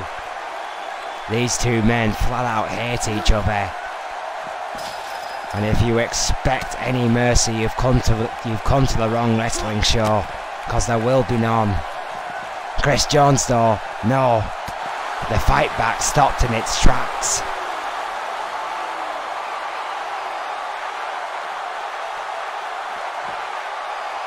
Chris Jones has come close twice to shocking the champion. And since then, the aggressiveness of the champion's attack has increased threefold, and Chris Jones finally trying to stage some kind of offense here. It's been all Irwin for the last few moments of this match. A lot of weapons been on display, a lot of damage done to Jones, but pure bravado by the challenger, and both men now telling each other, goading each other to bring it Irwin, begging Jones to come to the outside. Chris Jones responds, another atomic drop. Might not have been the wisest idea from the champion. He'll feel that one in the morning. That may change his celebration plans. Oh. Another kick to the guts. Oh, planning DDT. On the outside. A cracker's worth of protection. That wafer thin mat, and yes, there it is. Chris Jones is busted wide open. We knew we'd see blood. It's finally happened. It was only a matter of time, sweet Jesus, what a backdrop. Looking for more weapons here. Is that a... oh my God, that's all we need, a baseball bat. Jones rolls out the way, didn't miss the second shot though. Right across the neck, and again a third, a fourth, a fifth shot. With that hard wooden bat right across the spine of Chris Jones.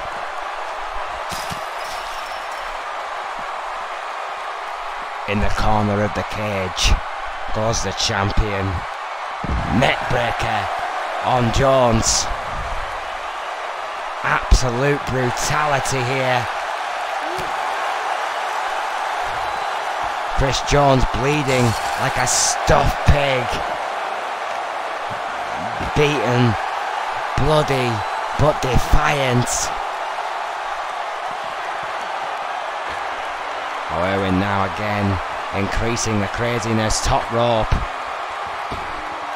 Big double axe handle connects right across the chest of Jones. Oh, wait a minute.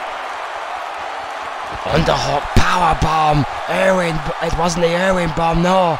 There was no sit out, but an underhook powerbomb nonetheless, that could be the setup here.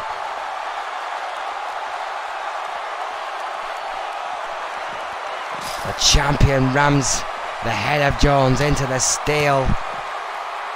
Left hand, right hand, steel, steel, steel. The skull is not designed to take that many unprotected shots to the head. Oh, wait a minute. This could be it. This is it. Owen bomb in the corner on the outside. We're going to see a replay. God, he got all of that. And again, better angle that time. This one's over. Chris Jones is out. Well, we said this was personal. Look at that. I'm not even sure. Oh, wait a minute. No, Jones is moving, but barely.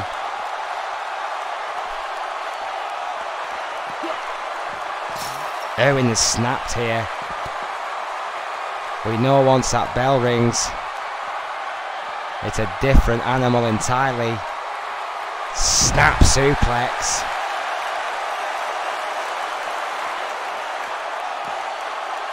By the champion. I'm sure it was supposed to be. I'm sure it was just sheer bloody exhaustion that stopped it being quicker. Oh! Another hard left hand.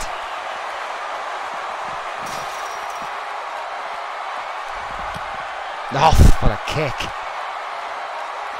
Right to the head. Jones been taken round the world. No response from the challenger. No escape.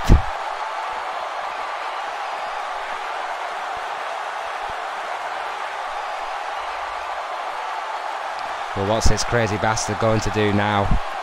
Oh, Chris Jones is fighting back. Somehow, I don't know how, but he is. Rams the head of Irwin into the steel post and follows up with a forearm smash right to the back of the head. From nowhere, from absolutely nowhere, Chris Jones looks like he's got back into this thing. I don't care how tough you are, a steel post to the head is going to hurt. Oh, and again, right into the steel, skull first. Chris Jones somewhat getting some of his own back here. Oh, club to the back. Into the ring. Will Jones's prophecy come true tonight? Will Jones become a 4-time N.E.W. champion? Will Chris Jones end the career of a founding block of N.E.W. Irwin? Foundation block, excuse me. It's been a long night. And it's not over yet. Spybo. Oh, wait a minute, no. Reverse DDT by Irwin. What a counter by the champion.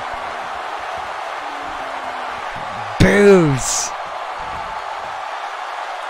Palatable boos from the N.E.W. faithful. I've got to call it as I see it. Many of these fans in the corner of Jones. Who'd have thunk it? No. Many of these fans in the corner of Irwin. Top rope. Insanity. What a double axe handle. The high risk, high offense. Probably quite literally in Irwin's case. Connects there. What a shot.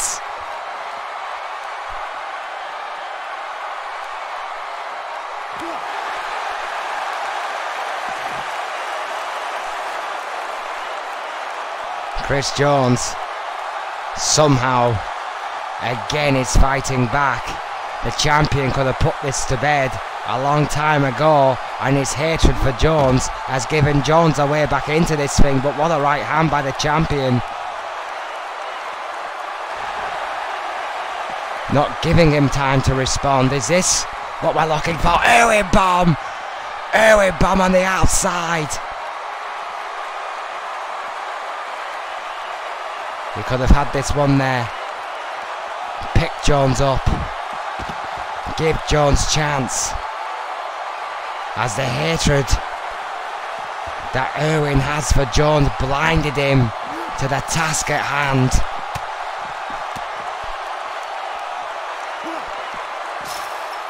Kicks to the chest, to the head, ramming his head into the steel. Right hand misses. Jones is there to respond into the ring, into Chris Jones's home.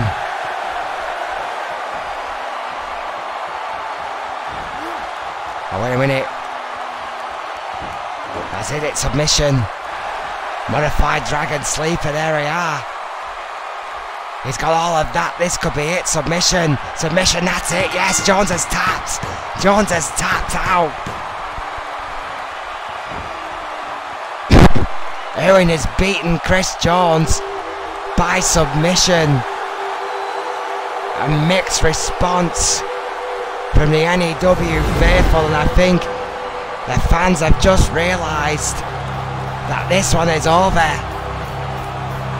Absolute carnage. What a powerbomb there, underhook powerbomb. One of 3 delivered in varying degrees. That spinebuster I thought there, but a counter by Erwin might have been a turning point there, that DDT. But Erwin has retained. What a victory.